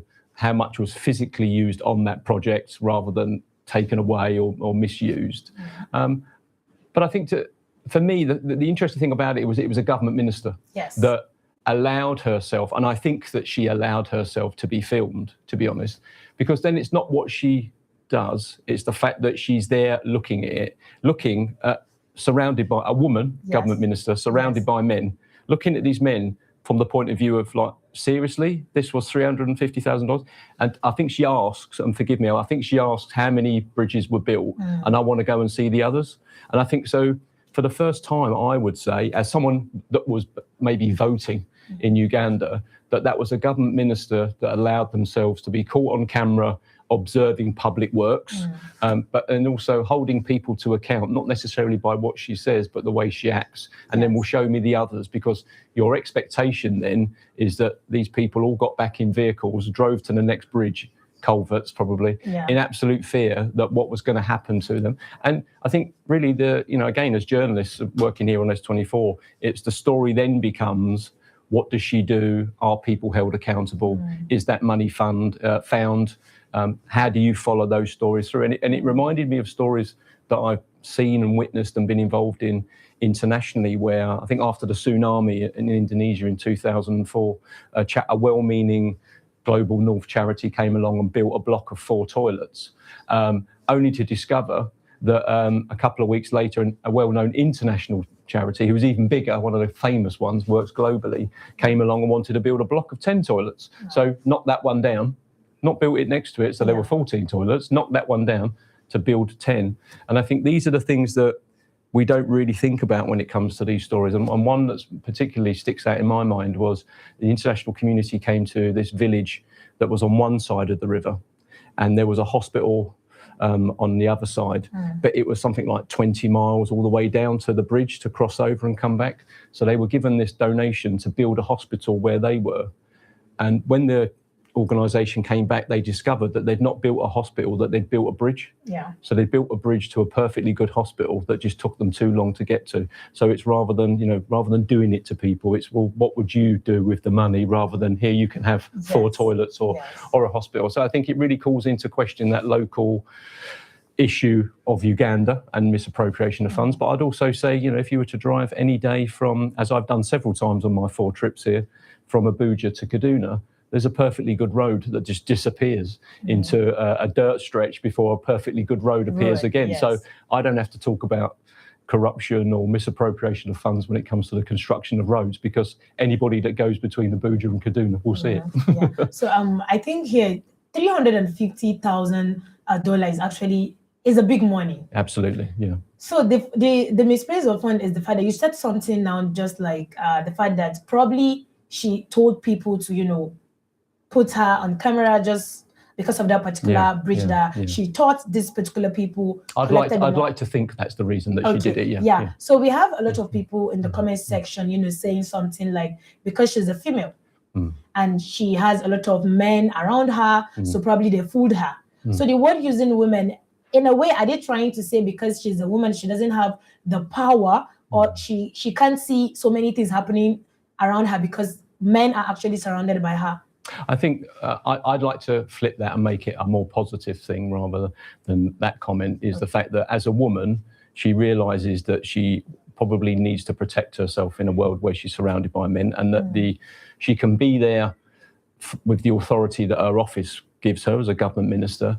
She also knows that there's a level of protection that you've got from filming yourself do those things, from a I'm here, this is who's here, this protects me, if you like. But then there's also, rather than getting into an altercation with a group of men about the misappropriation of funds, it's like, well, I'm going to film myself here, and everybody knows this isn't a bridge, and everybody will be outraged that it was $350,000, both locally and internationally, and also across the African continent, where governance and corruption is a really big issue that impacts people every single day.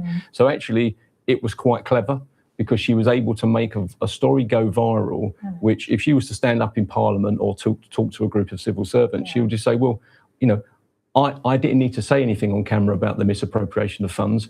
Everybody else has made that comment for me. And so sometimes there's the power of social media being used to exploit something. I think another thing that probably I'll say, well, I say maybe they forgot to add, is the fact that, okay, you came on social media and then you told people that you gave $350,000 for this particular bridge. Okay, of course, this is a word, this is a word thing that you said. So I think the accountability thing that needs to be done around that aspect is the fact that we need to have a paper signed that, okay, this was the budget given to that particular thing. We the audience, or we the social media people, are not seeing that. So I'm still trying to believe if what she did was, I don't know. I still don't want to say it's the negative part, right? So let's believe what she say is true, or what she says she's just trying to prove a point there. But of course, if you are to tell people on social media that you gave this amount for this particular bridge and they're not, and of course they did not do what they're meant to do, we are also supposed to show the social media people that, okay,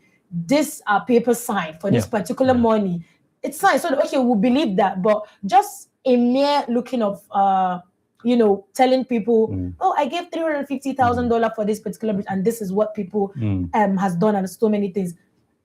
For me, you are not proving a point. Yeah, I think if that was part of a series of posts that you were then able to follow, obviously you have to do the first one, that you could then follow, which was like following the money or following the accountability trail. I think that's really the work of journalists. And when you really start moving over into a bit like here at S24, we can do the news, but then documentary is not about documentary film, it's about storytelling and actuality and context. It's saying to people that this is now part of a series of things where we're going to follow the government minister around as she holds people accountable.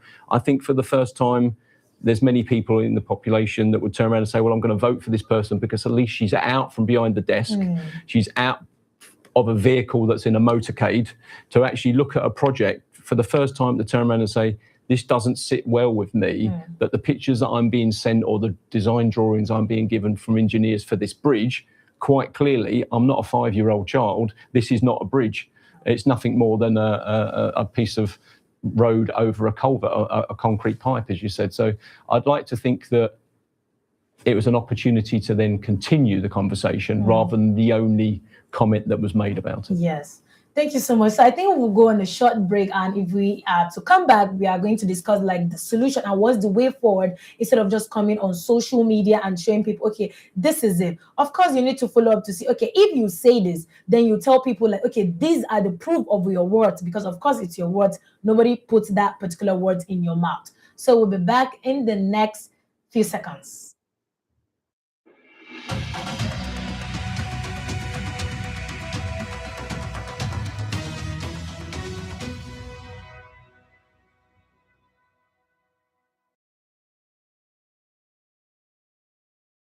Welcome back. This is Top Trend on Morning Digest, and of course we've been talking with John Costa, where we get to talk about the social media viral videos going online.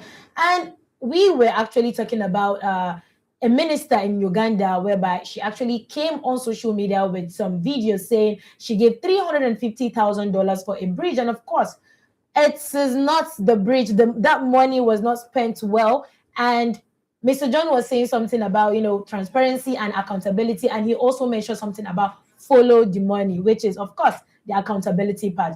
So, Mr. John, if you can actually, just give us maybe in your own thoughts or some of the solutions that you think should, curb these kind of issues we are having.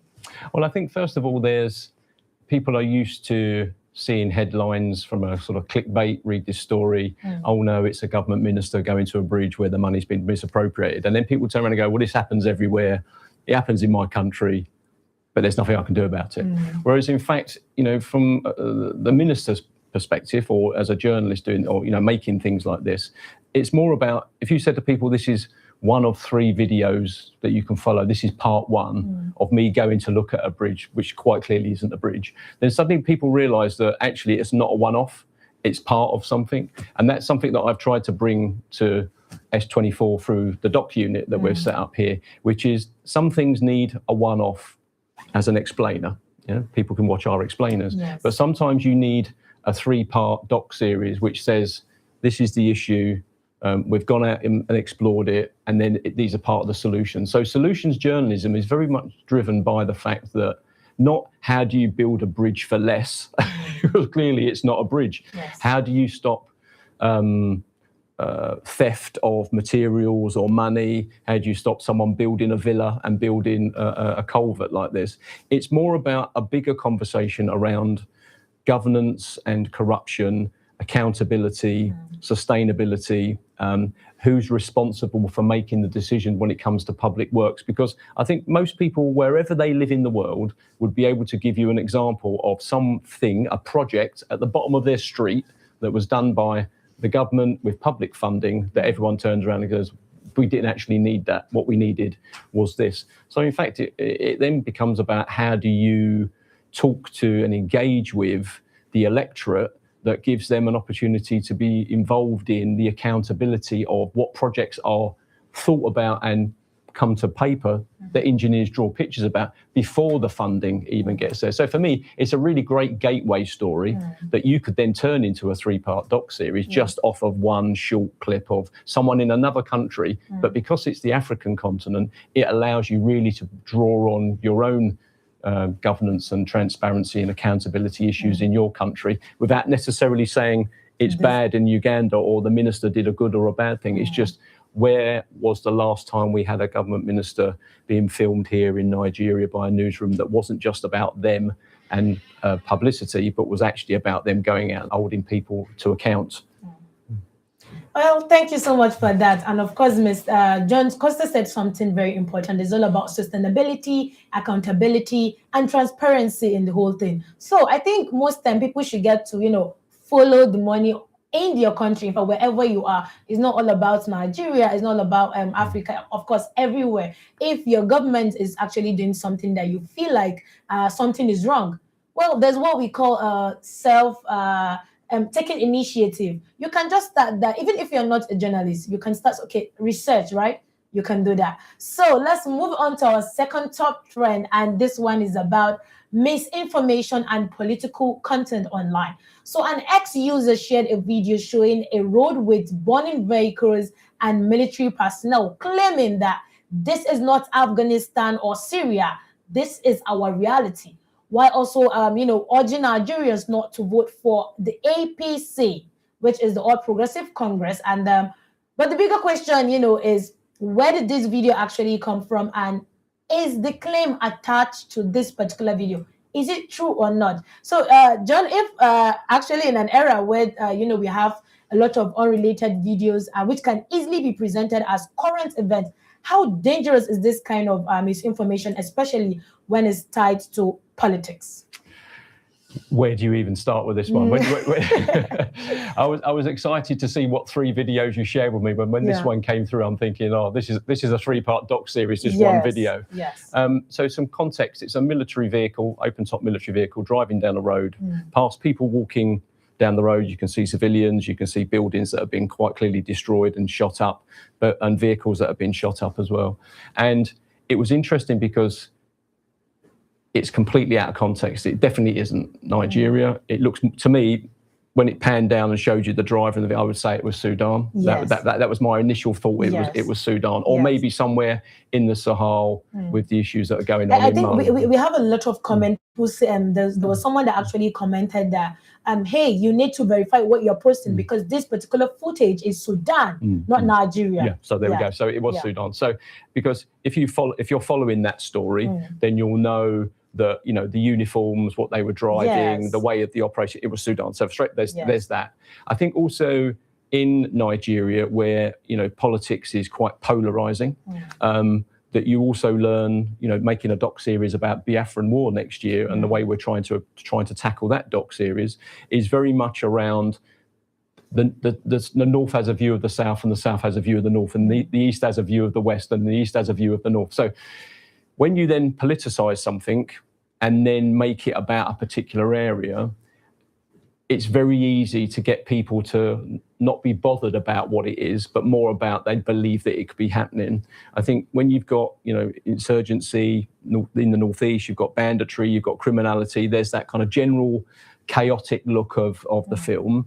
And then because it says this isn't Syria or Afghanistan, it's automatically drawing the viewer that when you're watching that, you're thinking of, what was the last image I saw of Syria or Afghanistan? So it's enabling you to gateway through that video into a scene of chaos that you can reach back to.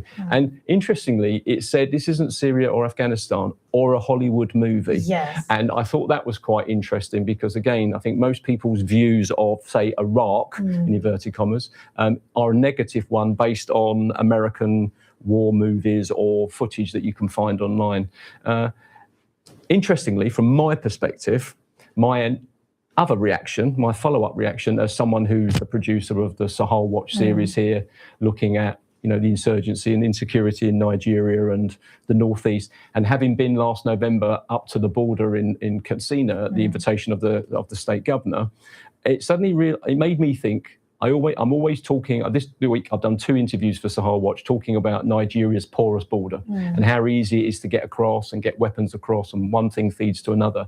That, you know, there was part of me that thought, actually, if this was filmed from Mali or Guinea-Bissau or, you know, part of Al Qaeda or anything like this, maybe they've crossed the border of Nigeria and now they've come into Katsina or, you know, Kaduna or wherever, and for a lightning raid. And so that was the thing that my immediate reaction was, that this isn't true.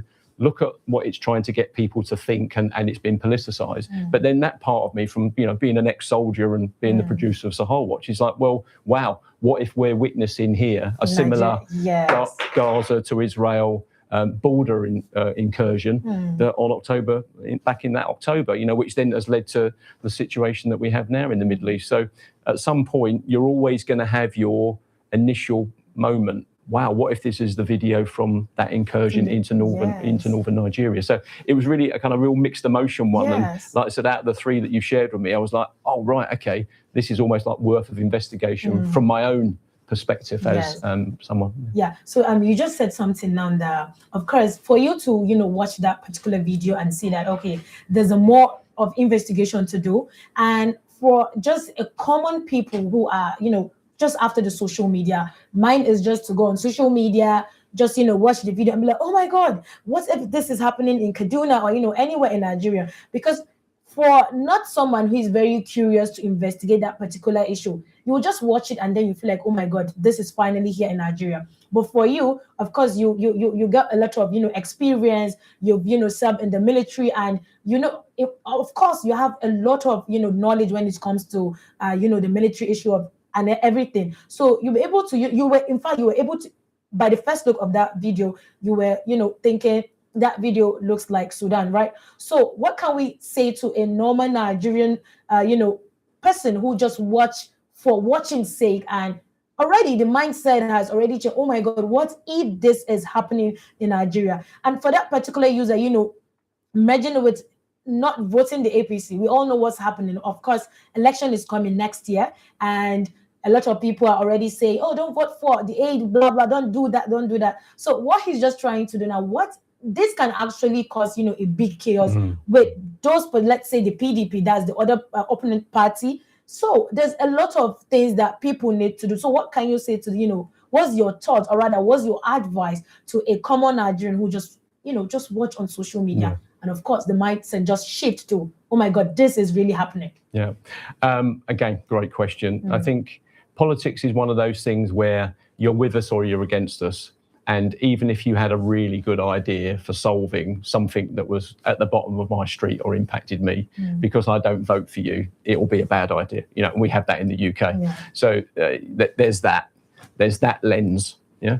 Then there's the lens of people that are looking to spread misinformation. When you look at sort of election interference from different countries, Russia being one of the main protagonists, that you suddenly realise that you don't have to be from that country or have that view. You can be sitting somewhere having been paid to post this kind of content without necessarily thinking about the impact of your fingers are having, because you're not holding the gun. You don't think you're doing the killing.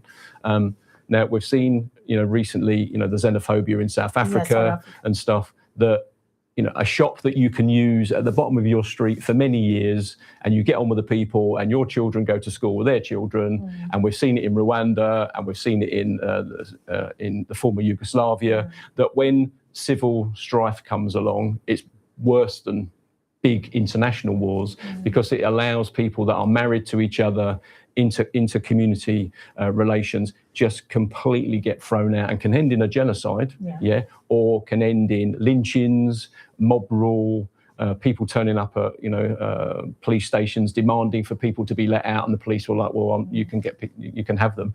We just want to look after ourselves. So I think it's one of these things that your average Nigerian, from a filter perspective, can then just look at it from, my immediate reaction is this, but is it the right one?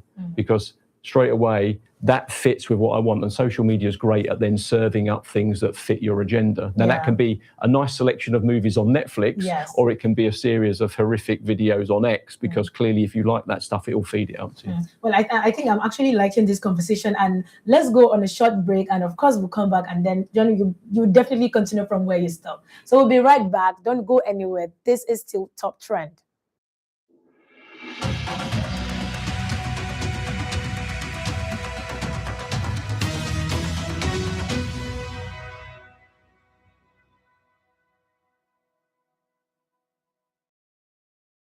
Okay, welcome back, and this is still Top Trend if you are just joining us on the Morning Digest.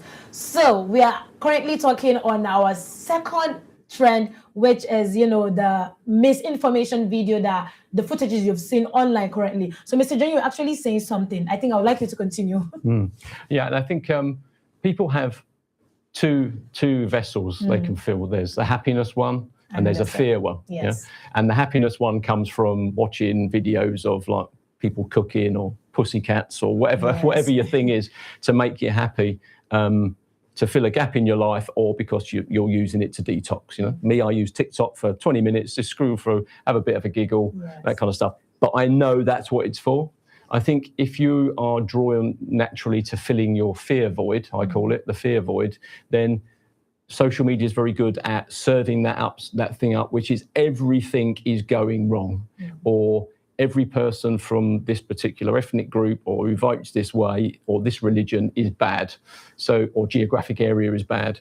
And this is the thing that we don't teach. It's easy to ban social media for under 16s, and I still think that is it's needed. If your child has committed suicide from using social media, then you'd want it banned. But what we need to be thinking about is that parents think their children are safe because they're not playing in the street because there's bad people, but have no control over what they access in the house through a tablet or a smartphone or gaming. So it comes down to the parents. Yeah. But if you're a parent that only parents the way that you were parented, and you never learnt about social media at school because it's so new, then how do you expect it to have the skills, and you'll be using it in your own way? Are you necessarily talking to your child about it? So governments coming along and saying, let's ban social media in schools or for under 16 suddenly means that all of the good things that you can find, and I can make a 3-part doc series with you about fantastic things on the internet and the use of social media, which for people on the margins of society, particularly those that are the furthest away from the support, women, children, young people, street children, people with disabilities, those that are marginalised more than others, social media is a way of engaging in the world in a way where at least they're equal. So by banning it, what you're doing is you're making access to that information for a young person who's, worldly wise, quite intelligent, is in education, is able to then, you can teach them skills about judgment, what is misinformation. You teach someone well about social media and how to use it, you're equipping them for working in a work environment, about dealing with people you don't like, because you can't go home because it's not school, but also about relationships and the real world, and a politician that's maybe trying to pull the wool over your eyes. Someone's trying to get your vote by giving you a bag of food. How do we're not equipping young people, because education is about learning facts and who's who and who should we be friends with. It's not about equipping people with the life skills to be able to function in a world today in 2026 that most people don't understand. I'm 60. I remember for 20 years of my life, there were no such things as mobile phones. I'm not quite sure at what point a mobile phone became a smartphone that I don't ring anybody on, but I can access anybody in the world and give people help and support, and people that I mentor. But also, when things go wrong in the world, because of what I do as a journalist, I've got people all over the world, and I'm like, the first thing I do is, are you okay? But what's going on? Because on social media, it says there's a vehicle driving down the street and your street's been destroyed. And they're like, well, no, that's not actually here. So your average person then relies on people like us and organisations like S24 to not get caught up in, doing things that are what I consider sometimes in the mainstream media quite lazy, which is just telling people what's going on. The bravery, the courage, I think, for S24 and us as journalists is to turn around and say, I'm not going to do that. I'm going to take my time to tell you some context. Let me explain to you why we should be doing this. How do we get street children into education? Because it actually improves Nigeria's future. What if that young person that's cleaning your windscreen is destined in a parallel universe and has already become the next president of Nigeria in 30 years' time? That's what motivates me to do what I do. And it scares me the way that people just take what someone says on Nigeria back in the UK, where they're like, oh, scammers, and are you okay, and that sort of stuff. And he said, well, they're perfectly nice people. I'm sure there's plenty of Nigerians that are not nice people, but I know lots of people in the UK that are not nice people. So it's myth busting. I think a lot of it's about myth busting, providing people with context, and just turning around and going like, do you really think that's what's going on? I mean, no, do you really think that that's what's going on? And they're like, well, no, probably not. And they go, well, but get to that point. Go from heightened, stimulated, this is outrageous, to calm yourself down. What impact is this having on you? And can you do anything about it to stop it happening in your street? So social media is a wonderful tool, It just depends on how you use it. Well, it's like anything, once the genie's out the bottle, it's very hard to then make rules about where the genie can go. Thank you so much for that. So of course, John Costa is just trying to tell us that misinformation is something that I think I ask yourself, if this is really the right information. Of course, if you're on social media, it's not all about watching videos, right? There's what we call context. He mentioned content. He mentioned context, fact checking, very important. So you don't have to, accumulate everything on social media and you feel like that is what is happening. And of course, do not forget to, always research. I think social media is just a way of you to research so many things happening around the world, not even in your country alone. So moving on to our final top trend, which take us to a viral video, involving an apprentice who appears visibly uncomfortable with height while someone seems to be frightening him further. Many online users actually were, they actually expressed their concern, saying that this involves training and discipline. The safety and well-being of the apprentice should never be compromised at all. So, Mr. John, where do we draw the line between training, discipline, and also putting an apprentice in, unnecessary danger, stuff like that? Because I know you watched the video. Well, this is a really interesting one, isn't it? Because it's almost like the last two videos I've spoke about have been quite serious, and this one is probably the most, funny. Is it funny? If you've been in that situation, is it funny? Then you have a little bit of concern about him, and is he okay? Now, if you're of a particular age, you'd think, well, what he's doing is not showing enough respect for working at height, so let's scare the life out of him a little bit. There's that kind of fatherly, brotherly, he needs to be taught a lesson. We can't push him or throw him off the scaffolding.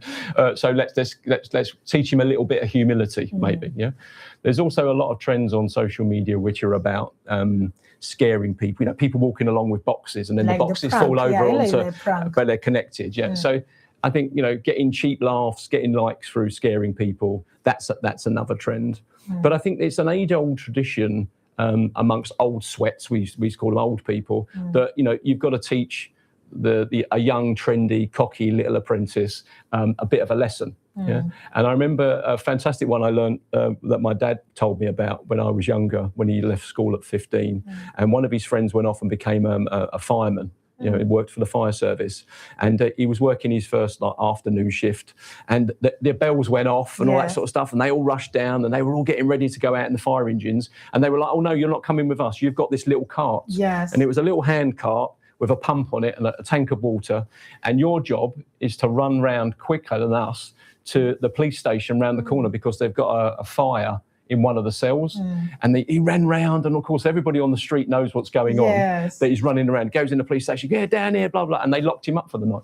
There was no fire. It was just part of the test, and it was a prank, and which obviously, if it was to be filmed now, would be a viral trend, and everyone would be laughing about it. So I think there's always that older people teaching younger people humility. Social media has come along, which has made it something that you can record and share with people. So rather than sort of 4 or 5 people that were there getting one over on someone and finding it funny, suddenly like 5 million people can now comment on the fact that actually this was quite funny. Or maybe it's now, for me as a journalist, it would be looking at what makes people think that the younger generation needs to be taught a lesson. Gen Z wouldn't fight in a war, Gen Z are lazy, Gen Z wouldn't know how to string 2 words together. So that there's a story there. I think there's another story as well about the role that social media plays in highlighting bad practice, from a health and safety perspective. But then again, I drive around Abuja with buildings that have got wooden poles outside the scaffold. It actually is a building next door to us here at S24 Media House. And I see someone up there plastering the wall, painting, balancing with his legs dangling 40 foot in the air. And I'm thinking, well, I used to be a soldier and I had a kind of good respect for heights, but I don't think I'd climb up there. That's actually quite terrifying. So there's that good practice. Do you need a health and safety executive? How many people are dying from falling off a scaffolding like that? So you, as a journalist, you could take that story in many different directions. But ultimately, I think someone who quite clearly, when they shake the boards, is so visibly upset, there's also the impact on him forever. Will he now work at ground level because they're frightened of life? But maybe they've saved his life. Because the old person would say, well, actually, he has no respect for height. He needed to be taught a lesson. So for me, I just think it's one of those ones that could be a real good conversation. So I think let's go on a short break. Before that, I have some story, to share with you. So let's go on a short break, and then we'll be back in the next few seconds.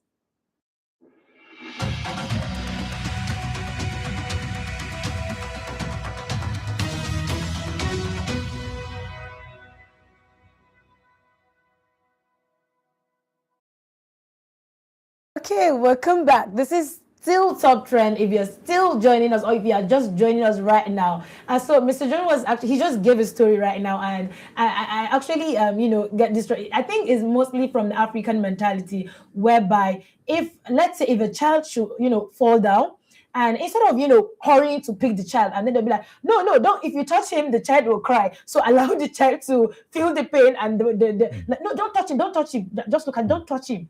So, but immediately you just try touching the child, will start crying. But the African mentality feels like, no, if you not touch that particular child, the child will not, will not cry. So it's more or less like this particular video, they are grooming the child. I don't know. I feel for me, it's kind of, feels like a bully or something, because you can't tell me you are trying to, scare like a small child because you want him to be strong or to be brave in some cases. Actually, that was what I wanted to share with you. Well, I think for many years, very many generations and many millennia, that eventually, when a younger person goes into any kind of working with an older person, lessons need to be learned very quickly.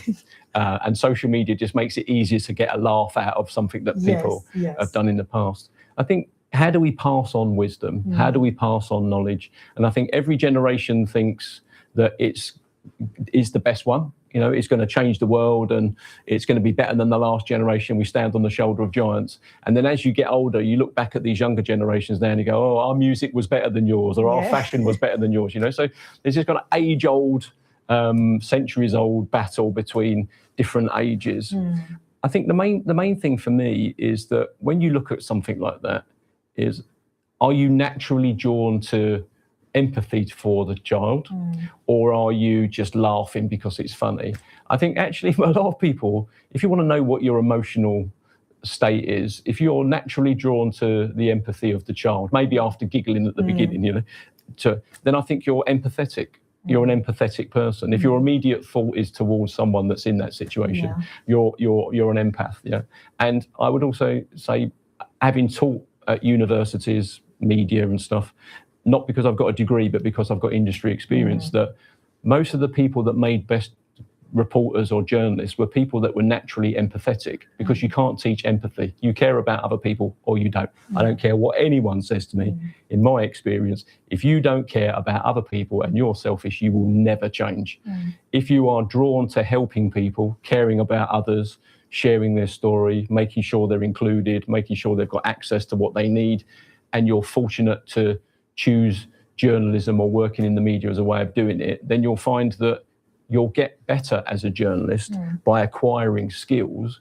But there'll be anyone can get those skills to be a journalist. Anyone can use a camera. You just got to teach yourself how to do it and get good people to teach you. Anybody can write a good article if you follow the structure and follow the rules and then bring some personal stuff to it. But if you don't care about the story that you're covering, you'll just be someone that's going through the motions. So for me, this is actually probably one of those social media posts that you could look at and go, what was your immediate reaction? Maybe don't choose this career because you don't care about other people. If you want to put yourself in the situation where you're able to scare people like that, well, you're probably like a psychopath or a sociopath. I think it's really interesting. It's an interesting, out of the 3 videos, I think it's the one that appears to be the most flippant, the most trend-inducing. I wouldn't be surprised out of all 3 videos if it's not the one that got the most comments. But I think also someone should go away and look at it, and if your immediate reaction is for the welfare of the child, like I said, beyond the little giggle, because we're all human, oh my God, is he okay? And will he ever work at height again? And I'm sure his mum is terrified the fact that she didn't probably even know as an apprentice he works that high off the ground. It's an interesting one from that point of view. Thank you so much for sharing that. And of course, you heard from our conversation from the first one. It's all about accountability and public projects. So the whole point is sometimes we actually just watch a video just to laugh. But behind, you giggle, you laugh and everything. But behind that particular child you are seeing, or in fact, behind anybody you are seeing on social media, I think what he said, actually, at the end of the day, we are all human beings. So sometimes it's not about watching videos to laugh. It's not about watching and sometimes it's not even about, commenting anything on the social media. It just depends on who you are. And of course, this has been top trend for today. From accountability in public projects to the growing challenge of misinformation online and the importance of protecting young people in the workplace. These stories remind us that what trends online often goes beyond entertainment, and they're actually real people, just like we said, real consequences and real questions behind them. John Costa, thank you so much for joining us today on welcome. Morning Digest, and of course on Top Trend. And to you watching, keep questioning, keep verifying, and stay informed. And that's it for Top Trend. Stay with us on Morning Digest because a lot of reads are coming on the show.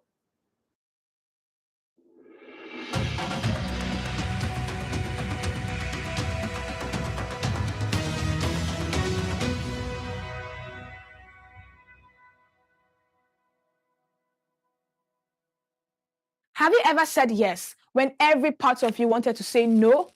Or agreed to something you didn't like just to avoid disappointing someone? If that sounds familiar, you might be a people pleaser.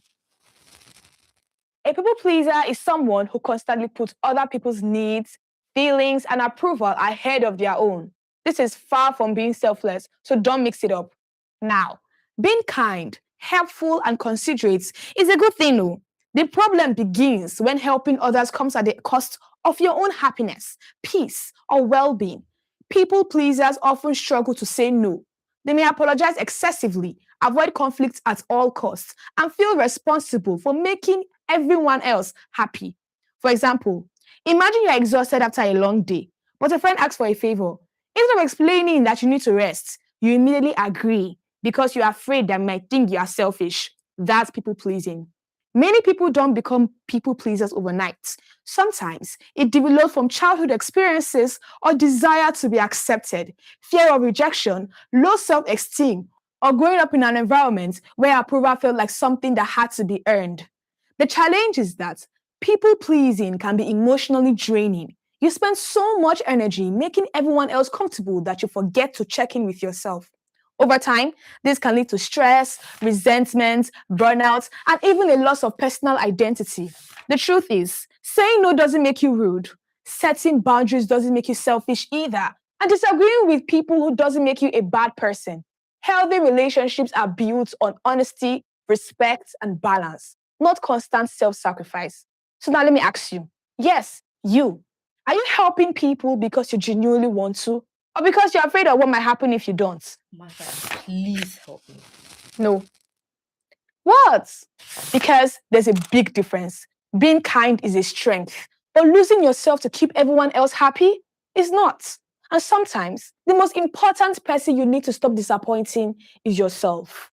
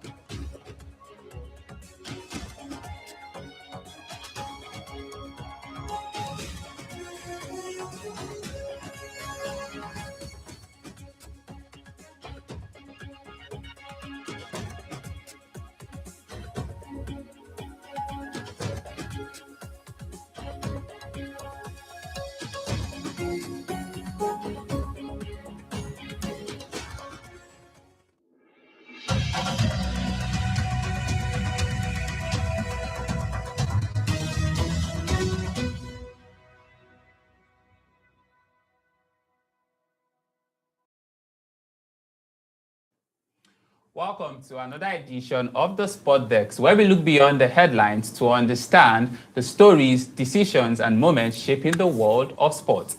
I am your host, Udokan Godspa. We've got three interesting conversations on the decks this morning. We begin with Jamal Musiala, as the Bayern Munich star situation reminds us that sometimes health must come before football. Then we turn to Nick Kyrgios and the latest chapter in the career of a player who once looked destined for the very top of tennis. And finally, we head to Arsenal, where the reports move for Ezri Konsa raises an interesting question. How much stronger can an already loaded defense become? Three stories with very different questions and plenty for us to debate on the decks today. Joining me on the decks this morning are my colleagues, Stephen and Olawale. Good morning, guys. How are we doing today? Good morning, Gospel. I'm doing very fine. Stephen? Morning, Gospel. I'm good. I'm You're doing okay. well? Yeah, I'm doing well today. I hope you're all excited for the conversation we'll be having this morning. Let's dive right in. Let's dive right. Abi, how will we talk? Let's dive right in. Let's dive right in then. We'll be starting with Jamal Musiala. I mean, first things first, what is your expression hearing the name Jamal Musiala? Very talented. He's a fantastic player. He has Nigerian blood. Yeah, but what is happening to him right now is very disappointing. I feel pity, but I'm also optimistic that he can get ahead of this. Okay, Stephen. Incredible player, honestly. He's a very incredible player. I've seen him play. He plays for England. This thing is England. Germany. Germany. Yeah. Okay, Germany, and then Bayern Munich. He plays for Bayern Munich. Yeah. He's a very interesting player. He's a player that we should also look out for. He's also very talented. He's a talented player. Okay, so let's just dive right into why we have him on the show today. I mean, in recent days, from last week, we've seen some health concerns with respect to friendly against Leipzig. He fainted, and medical attention on the pitch. 3 or 4 days later, saw a Versus Hodenham, reoccurrence yes. of the same issue, Yeah. which prompted him to come on social media to let the whole world know that he is currently dealing with a health issue. Yeah. I mean, how did you feel seeing such happening to one of the most exciting youngsters we have in Europe? Yeah, it was disheartening. I think after the incident, it became apparent that he needed to brief everyone about the issue, was happening, and yes. then he informed the whole world that he had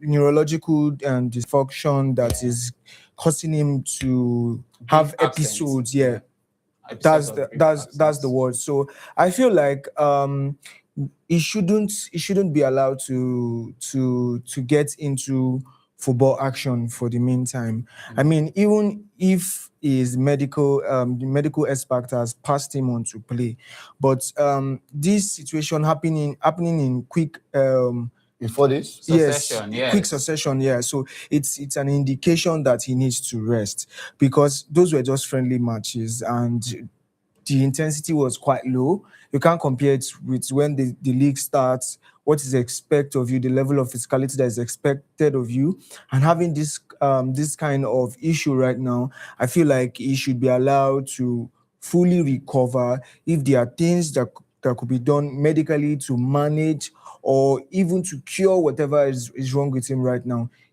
they should be looking at it. I have a quick question with a point you made, but let's just quickly hear Steven's opinion on the first question before I chip in what I wanted to ask. Steven? I don't know if I'll say he had a very great impact at the World Cup, but he plays a very excellent Germany game. didn't have an excellent outcome. That's why I said Cup, I so didn't know if you I can't should really say. say he had He's a very, very incredible player, and seeing him fall off on the pitch. The first time I saw the video, I was scared because what would have happened at that moment? Was it the heat? Was Maybe it the probably brought tension? flashback of what happened with Christian Eriksen a couple of years back, and even more recently. Yes. So it now shows that a lot of players, I don't think they care more about their health than their passion for football, and which is a big deal. They need to know more about their health before they're allowed to play, because if you're going to play football, it takes a lot of strength, it takes a lot of this, and then having that kind of issue, and then you're silent about it, thinking you can bypass it, and then you're collapsing two times in 4 days on the pitch, shows that you need to rest. So you just raised the same point Ola raised that I had a question on.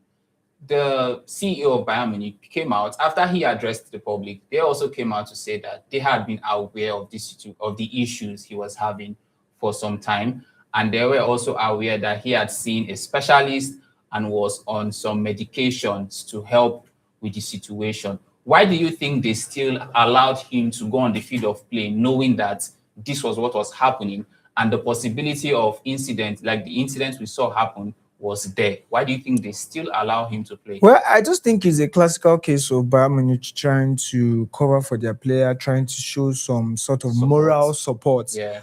Yes, but it's a very dicey issue. I feel like Bayern Munich does not have to do that. It's already known that they love the player. So it's now to even further prove the love, allow him time to recover fully, because Bayern Munich is a team that has enough squad depth. There are a lot of players that could cover for him. We have the likes of Leonard Skau, we have the likes of Serge Gnabry. I think they even signed Ismail Saibari that can also cover for this guy also. So I feel like can also play. Yes, Olise can also play there. So the squad is fully equipped, and I feel like there's no point for them to try and force him to play. I'm not saying they're forcing him, although Musiala is very, very passionate about it looks football. As though the pressure is coming from even him, the player himself. Yes, and in recent times he has not been always on the pitch. He broke his leg like 2 seasons ago. That kept him for the larger part of last season. Yes. Although he has recovered from that, and it's so unfortunate that he's having these issues. I mean, his career has taken a very different turn, yes, in recent seasons. He needs to rest, honestly, because he's a very, very fantastic player. He's young, and having this kind of half game turnout, because this second game he was just subbed in, and then Immediately after he was not up to 8 minutes. It was not even up to 8 minutes. He came in from the bench. Yeah, he came in from the bench. It wasn't up to He came in. I think came in around 68th minute, and by the 68th minute, he had already collapsed. So it was a very gory sight to see. So Stephen, I think the point we're trying to make is that the board should have not allowed him to play because it's risky. Anything could have happened. A player collapsing could have caused something worse than that. God forbid. But they need to now pay attention to his recovery, not him coming back on the pitch. His recovery is more important than him coming back on the pitch, because it's his recovery that will bring him back to the pitch. So they need to focus more on getting him to recover.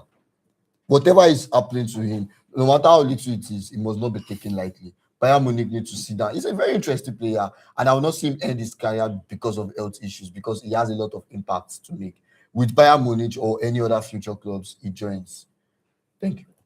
So the board made mention of giving him the appropriate time for him to recover, just as you guys have said they should. Yeah. And they are also insisting that they are not signing a replacement. Do you think that's a good move from the club? That's a good move. Given that they'll be competing in several competitions this season. That's a good move. I like to flash back to 3 seasons ago. Alfonso David had something similar, although he had a cardiological issue, heart problems that kept him out for an extensive period of time.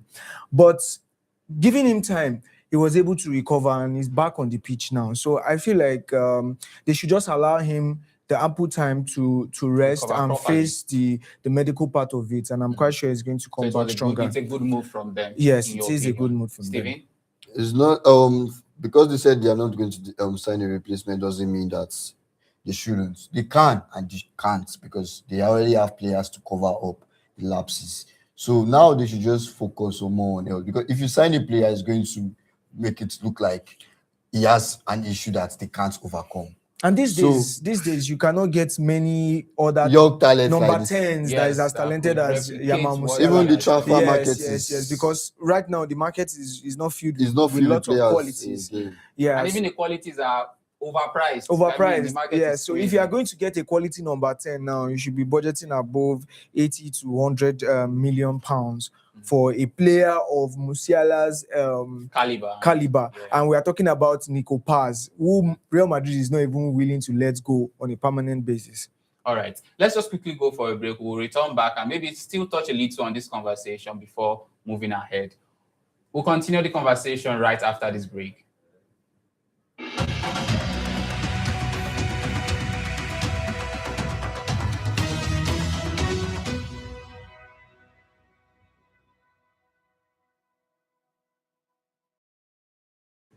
Welcome back from that break. If you're just joining us, this has been Sport Decks right here on S24 Morning Digest. It's been an interesting conversation so far with my colleagues. We'll just dive right into the conversation once again so you continue to enjoy the debates.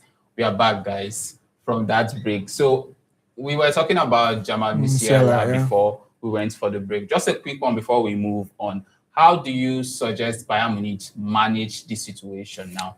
Well, give him time.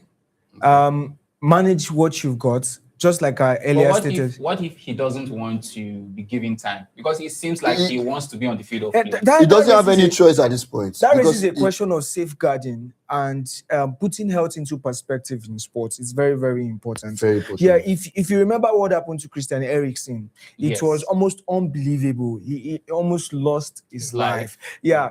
They might have approved him to play regardless of his condition. But there's something very, very important, is that this thing can happen to him anytime. This kind of neurological dysfunction can even happen when his heart is even racing, and who knows the kind of complication is going to happen. So they should just have him rest. Irrespective of what he wants. He still has the age on his side. He still has the age on his side. So I don't see any need to rush. Even right now, it's not like he's one of the fittest players on the Bayern Munich squad now. Yeah, he's always coming. Yes, because his game time is still managed. So I think they should just ease him up a little bit and try to integrate him when it is the appropriate time. Okay, Stephen, let's just quickly get your opinion before we move on. I agree to what you said. Okay. It's not the player to decide when to come back. the whole Bayern Munich squad team or need to focus more on The his whole recovery. structure and The whole structure need to pay attention to his health because health is very important. Not only him in general, it could be other players too. yes. Because we might not know what's going on with the players until we see something similar happen, and then we'll start hearing this is what is happening. So they need to like focus more on that. That's all I have to say. All right, we wish him a speedy recovery because we will always love to see him perform and give us that flair we always see with him on the field of play. Let's just quickly move on to our next conversation for the day, and this is in regards to a doping issue. I mean, in one of our episodes, we spoke about Mikhailo Modric returning to football after yes. a doping issue. But this time around, it's not in the world of football. It's in the world of tennis, where a player by the name Nick Kyrgios was suspended. I think he started serving suspension early this month when a cocaine metabolite was found in his system. Yeah. I mean, what was your first expression when you saw this? It's rare seeing this kind of incidents in tennis and other sports. This is an incident that is reoccurring, and it raises a question Reoccurring, is it in tennis or other sports? In sports generally, it raises a question of professionalism in these athletes. Do they really care about what they take in, knowing that there are certain governing bodies in sports that is against particular substances that you must not take in? Even the world number one tennis player right now, Yannick Sinner, had some issues in 2024 where he took particular steroids that was not approved. And he had to pay the price because he missed on certain tours. And then his close competitor, Alcaraz, dominated during that period until he was certified to come back into the sport. And we've also had situations like that. We have Maria Sharapova for the women tennis also in 2016. She took a particular drug that enhances endurance and quick recovery. So when you take these substances, the direct interpretation is that you are cheating. Because and it's a disrespect to every other sportsman that is doing this thing naturally, because you have to put in a lot of work for you to be able to compete at the level that is expected of you. This is a player that is known for speaking against other tennis players that are using drugs. Yes. And he is today. He's been very outspoken. Yeah, he's regarded as a tennis golden boy. He started his tours from age 19. He had some decent performances in some tours, although he has not been able to win anything major in his career. But he's a known name, and I think his highest WTA ranking was 13th. Yes. So now he's already 31, and his career has been marked with a lot of inconsistencies. Now, that is one of the things that gets them into drugs. If you remember the story of Paul Pogba from Manchester United, thinking everything will be rosy. So there are highs and lows in your career as a sportsman. So during the lows, I think this is one of the things that they get into and get them in trouble. I will come to that issue of his injuries, because he made mention of that when in his apology tweet on X. But Stephen, do you think this was intentional, given the stories we've heard with respect to other athletes having doping issues? Do you think this is intentional from these athletes? Because most of them are coming out to say, oh, it's not intentional. We didn't know. Do you think that is true? Let's laugh about it, but obviously it is intentional. He said something about when you have your highs and your lows. You know, when you are in your low, you have a lot of pressure from your fans, family, everybody that knows you. You'll be under pressure, because when you're under that pressure, in your mind, you have something to prove. Yeah, you have to perform. You have to perform at a certain level. So always. that pressure, when you're under pressure and you can't take the pressure, that's when you start diving into things sideways. Like So for him, he had to go sideways, and he said something about he's the person that comes out and talk about people that use it. And then at the end of the day, he shows a lot of these damages in sportsmanship.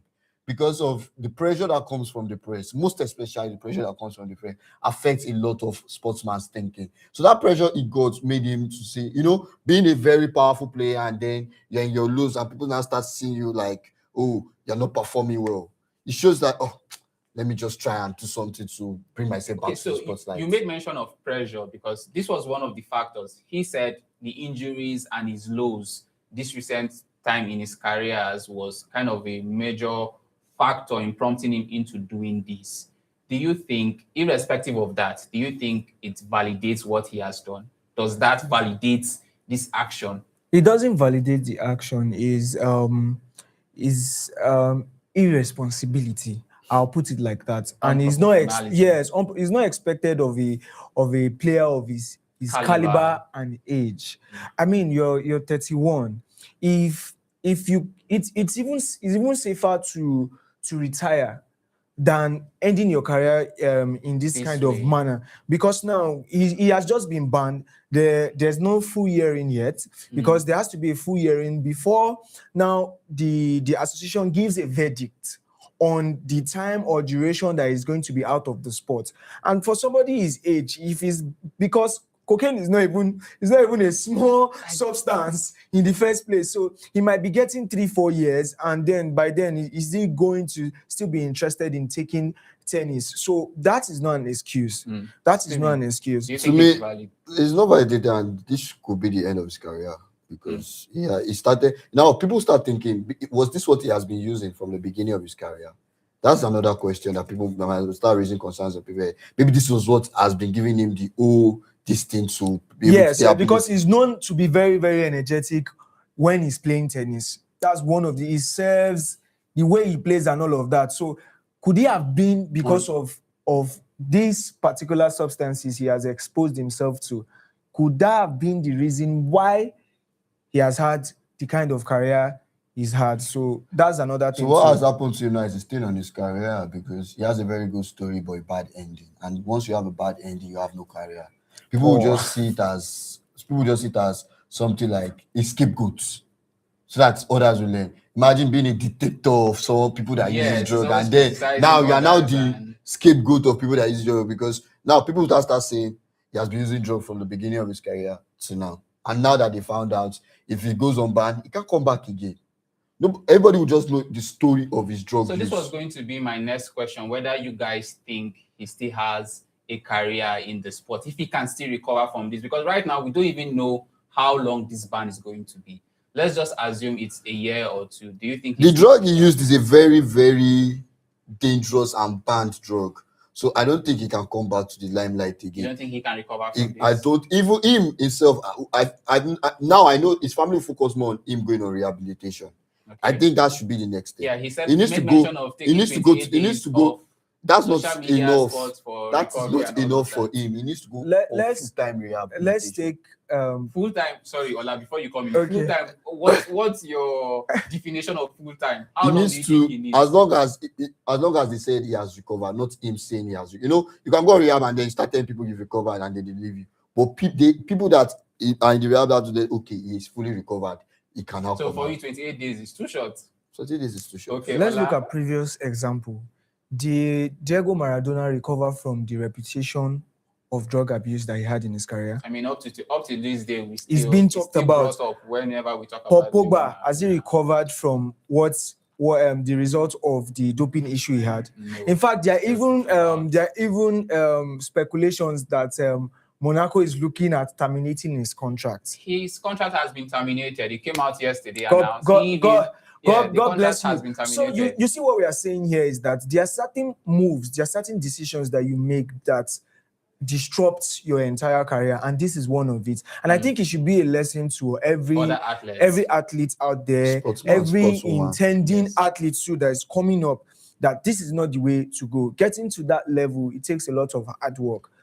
I mean, if dedication. You put in the work to be at that level, why not continue instead of diving? The thing is that some people like shortcuts, Yeah. Stephen, you have something to say? No, not really. He's right. Some people really like shortcuts. Some people like going through the back door to have a successful one. Yes. Some might be caught. Barcelona taking shortcuts to sign Julian Rodri. We'll get to that later. Okay, Stevie. No, it's fine. He should. I wish him all the best in his recovery. I don't wish him any best. No, we have to. No. He's human. He's human. He's facing the consequences. He's facing the consequences of his action already. He's human. No, he he has has every, not- he he has has not even every- started he has facing every, it. no, he has, because for people to start talking about it shows that you have already seen the consequences of The real that. consequence is when the noise drops. Will the noise ever drop? When the attention drops, yes. The tension will drop, but the noise will never drop. The for story will continue. Yeah, for the player side, I mean, other news will be evolving in tennis. People will stop talking about this guy. Do you understand? We'll have Grand Open. The US Open is already coming up. Coming yes, up. soon. Yes. So when that comes into play, they will stop talking about this guy, and that's when the real depression sets in. So it's as simple as Okay, that. so for him, we've seen other athletes when they are found guilty of such things, they deny, they keep on denying.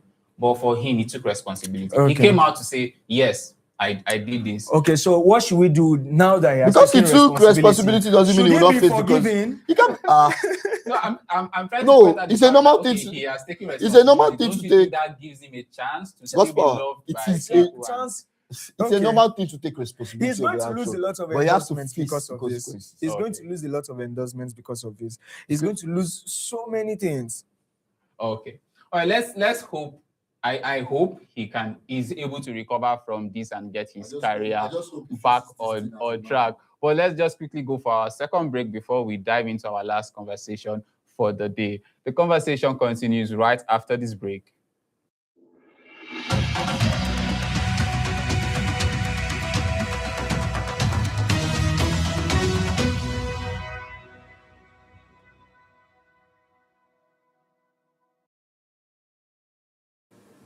Welcome back from that break. And as always, this has been Spot Decks on S24 Morning Digest. We'll dive right into the conversation so you continue to enjoy. Ola and Steven, we are back. Let's just quickly move on to our last conversation for the day. And it's centered around Arsenal, Steven's favorite team Premier League in the team. Premier League. So yesterday, we saw an announcement that Arsenal are set to complete a £50 million plus add-on signing of Ezri Konsa, the England international from Aston Villa. First things first, what impression is Arsenal giving you with all the signings? This particular signing is unnecessary. Really? Why? Wait, and I'm going to break it down. Let's look at the present squad that Arsenal has. Arsenal arguably has the best defensive partnership in football right now. They have Saliba, they have Gabriel. On the right wing, they have Julian Timber and they have Ben White. Two solid players. On the left, they have Calafori and they have Peru Hincapi. As additional backup, there's still Mosquera, highly rated Spanish defender. Yeah, so what's the point of bringing in Ezri Konsa? Wait, a 28-year-old for this is £50 a million. direct indication that Mikel Arteta is going against. Yes. So see, look at the Even the US Army doesn't have this level of defense. Yes. This is a direct indication that Arteta is going against the initial philosophy of Arsenal. Arsenal is known as a team that integrates players from their academy into the first team, and they've been largely successful at that. Now, what is the fate of players that are coming up in Arsenal's academy being integrated in the team with this kind of lineup? These are players that already have enough experience. Ola. Wait. If I've been in the final of the Champions League, I will sign more than this. This is one of the reasons why they didn't even win the final. Arsenal has prioritized defenders more than attackers, and it showed in their philosophy, even in their approach of the game in the final. Arsenal was more defensive minded when you should be attacking. You have to consider the fact that currently they have Saliba is injured. During Timber is also injured. You have to consider that fact. But Mosquera is doing well. Look at his performance against Manchester City.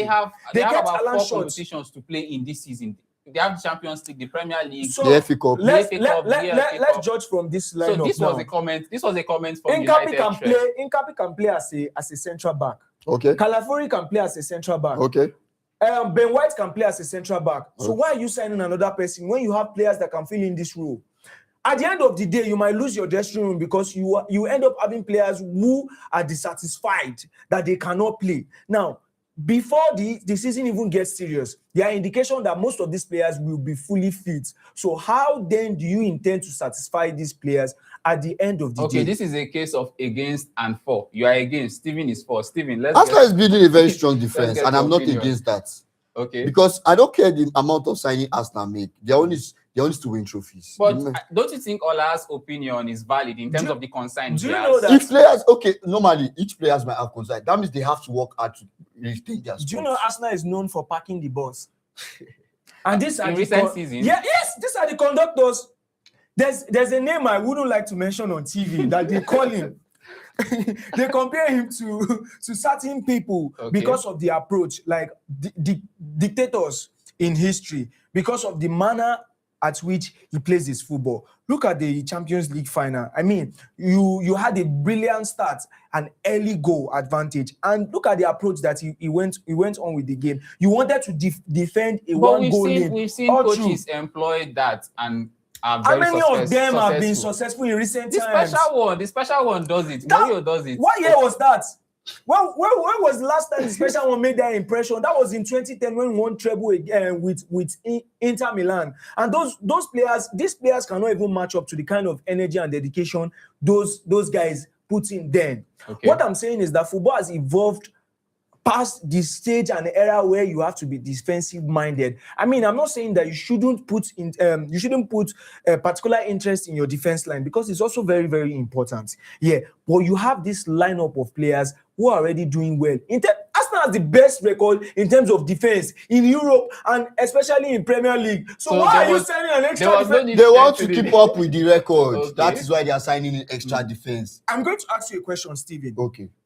With Saliba and Gabriel fully fit, is Ezri Konsa going to be in the starting lineup? That was one of my questions. Let's answer that. Saliba is on injury right now. I'm saying with injured. Saliba and Gabriel fully fit, is Ezri Konsa going to be in the starting lineup? It won't be in the starting lineup, obviously. So what was the point? No, come. But it will reach a point. Our substitution will happen now. Okay. If Saliba or Gabriel have played to amount of time, so that will show that could not involve Musquera, who is presently doing well. Pero Incapi is known to be very solid defensively, while Calafori is good in terms of attack. So this guy already has profile of players that can do the job, and it's very, very important because it's an indication from the manager to the players that he doesn't trust them enough, and that's why he's going to sign a 28-year-old player again to join the team. Let's keep aside. If I was the defender, I would not be happy. Wait, are you scared that Manchester United will not be able to say? Konsa is not going to be the reason why Manchester United. It's not because of Konsa. I'm talking about your general defense. Manchester United beat Aston Villa home and away last season. He was there, so what difference would he make? Let's see how it goes. Let's hold off on that. Let's talk about the player himself. Is he worth 50 million? I don't know. I can't. He's 28. With the current market, performance you see, I'm going to be objective now. With the current market and the amount of experience that he's had, I think he's worth that fee. Stephen, do you agree? I don't think so. It's okay, but I don't think this is a player that has different. He has experience from Aston Villa and even in the England squad. He made it to the World Cup and he was very instrumental for them. He won the Europa Cup with Aston Villa, and he was also instrumental. So if you look at him, aside from his defensive ability, he's known for a player that is very good at his feet. He passes well, forward passes rather than giving it sideways, and he's also very fearless with and without the ball. So he's not like he's a bad signing, but in the context of Arsenal and the level of defensive squad depth that they have, this is an unnecessary spending. It's just like you having a Tesla and then you are going for BYD again. When you have lots of EVs. Stevie, what's going through your mind? You seem lost in your thoughts. No, because I don't know why. I don't know why he's obsessed with defenders. Let him be obsessed. He's obsessed with defenders. Let him be obsessed. He's changing. Look at the level of signings that he's done. So you don't think they have enough in other departments? I think they even need attackers more than yes. Okay. In recent times, Saka has not been very stable in terms of his fitness, and that has limited the impact that he's had. Look at this same guy. They have a very young man, Max Doman, that is making waves. If you look at the level of talent that guy has got, you will see that signing Madueke was even unnecessary. But we are not even going to go to that. They now went ahead to sign what's this guy? Bruno Guimaraes, when they brought one of the best defensive midfielder in Spain the previous summer. They brought the best defensive midfielder from Brentford. Well, is that not how you prepare to dominate? I mean, we saw that with Manchester City. Okay, so when Pep was there, we saw that with Manchester City. What happens to those players that are going to be on the bench? We could have asked the same question when Man City was doing the same. We saw what happened. They shuffle it. This one plays today, the other one plays tomorrow. That's the reason why Manchester City is going to be bearing the brunt now. Because at the end of the day, you need the players to form a particular relationship if you want to build a winning team. Shuffling wouldn't get you that. Wait, look at PSG, for example. They know they are winning team. And if they are shuffling for a different tournament. But they lost. They lost the trophy recently. Yeah, they lost. These guys. Enrique raised an issue. The equivalent of he the said most of his players came in late because all of them participated in the World Cup. You cannot blame them. Those same they played against Aston Villa now. Yes, now don't give excuses for that. Priority, hierarchy of need. Okay, which is more important? The local trophy in France and the Super Cup. No, which you go for? No, apart from that, you are not supposed to look at it like that. No matter the trophy or anything, those players are supposed to play. They're supposed to compete. Arsenal lost to a relegation team in the cup last season, and they did excellently well in Europe. Was that not a matter of priority? That was during the season. This is a situation where the season is just starting. That is how PSG is. Oh. If you remember last season in the Champions League, they had a very poor and slow start. They even played playoffs. Yes, but when it matters, you see them play the football that they are known for. It is not by. I have a question. Now that Arsenal has all because you will gas out. Now that Arsenal has all this defensive signing and midfield, do you think PSG can stand a chance against Arsenal? PSG will beat Arsenal when it matters any day, anytime. Okay. Let's not even go into that discussion. We'll go back to this conversation another time. Why are they not prioritizing a forward signing? In 2026, you are banking on Havertz. I'm going to tell you for a fact that Havertz is going to be preferred more than Gyökeres, and we saw it when Havertz came back into the team in full fitness. Imagine Havertz starting ahead of Gyökeres in the Champions League final. That shows the intention of the manager, regardless of the amount that they used to buy Gyökeres. Gyökeres was regarded as one of the best strikers in Europe before he was signed to Arsenal. But why is he preferring Havertz over Gyökeres? Well, we could argue that Gyökeres was in the Portuguese league, which you can't compare with the English Premier League. But he was scoring in the Champions League as well. Even regardless of the time that his playing time was limited, he still scored a lot of goals for them in Arsenal. So this is one of the issues that I have with Mikel Arteta. I mean, you have everything. Look at the lineup now. These are 8 defensive players, right? Konsa makes them 9. Yes, Konsa makes them 9. We could argue that Luis Kelly is more of a midfielder now. GMF. We've seen him play more advanced. That's experimenting. In recent the latter part games. of the career that he's had in Arsenal is known to effectively play well as left back.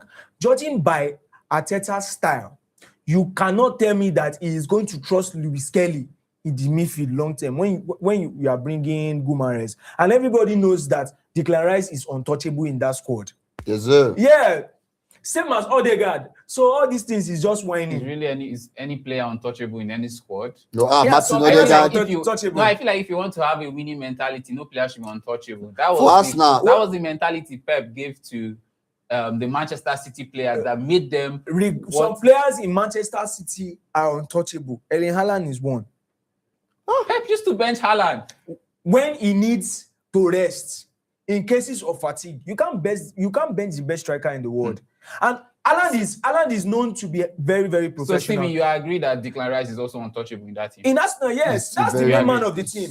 He's a very untouchable. He scored two free kicks against Real Madrid. So I've not recovered from that. There's no justification to you see? In 4 minutes difference, how many minutes difference? Yes. He scored 2 free kicks against Real Madrid. I've not recovered today.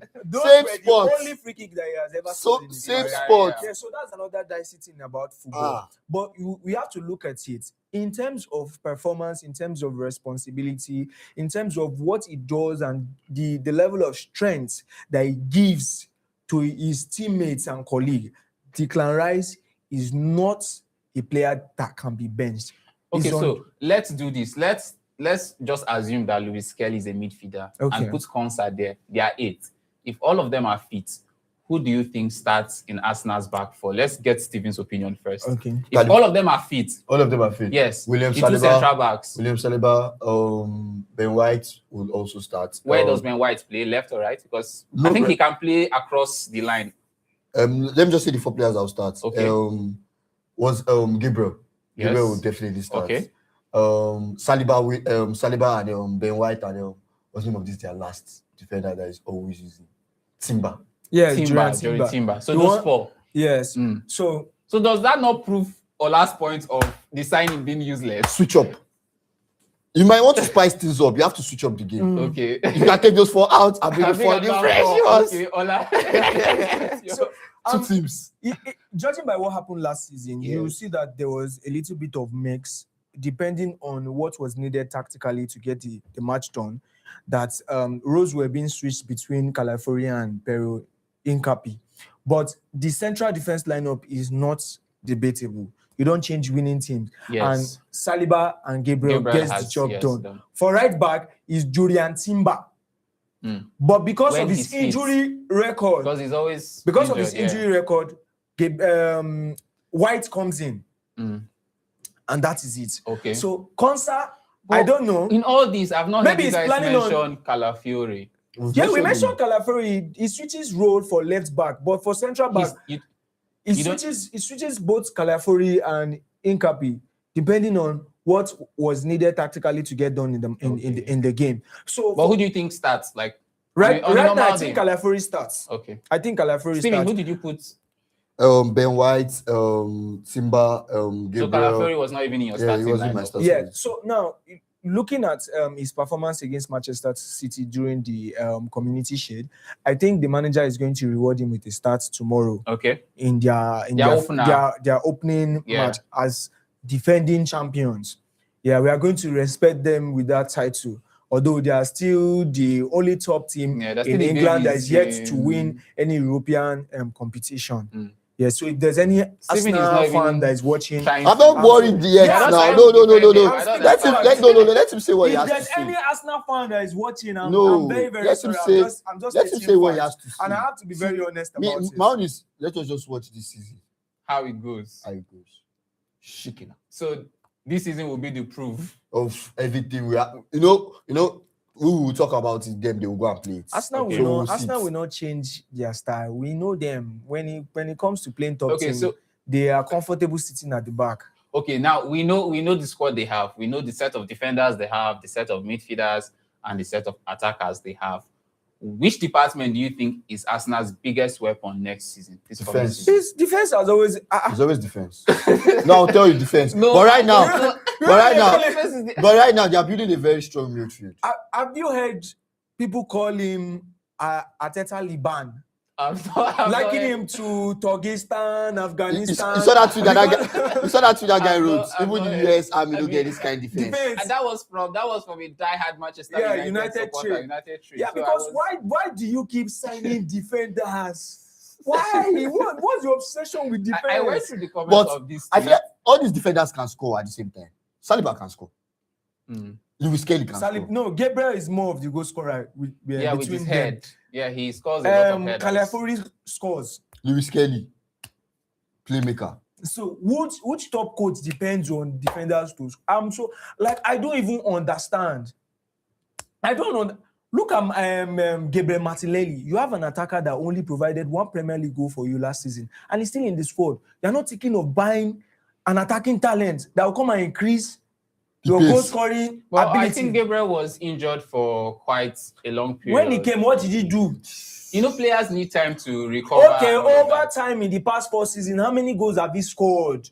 This guy is obsessed with defenders. And for a manager that's worked under Pep Guardiola, I'm very surprised that he's signing more defenders. Look at what Guardiola does. Guardiola is more obsessed with attacking talents because that's what wins game for you. Guardiola packs his defense. I still remember when he had the likes of John Stones, Nathan Ake, Kevin De Bruyne. That guy was very interesting. I'm even talking about the defenders. Defense. Guardiola packs his defense also. So what are you trying to look point at out this? The profile that this guy is building. Look at another approach of Arsenal style of play. Now they cannot do the same thing they did last season with what they do in their corner kicks, because these are the guys you made that mention implement of the that Premier League tactics. trying to bring in a rule that Yes.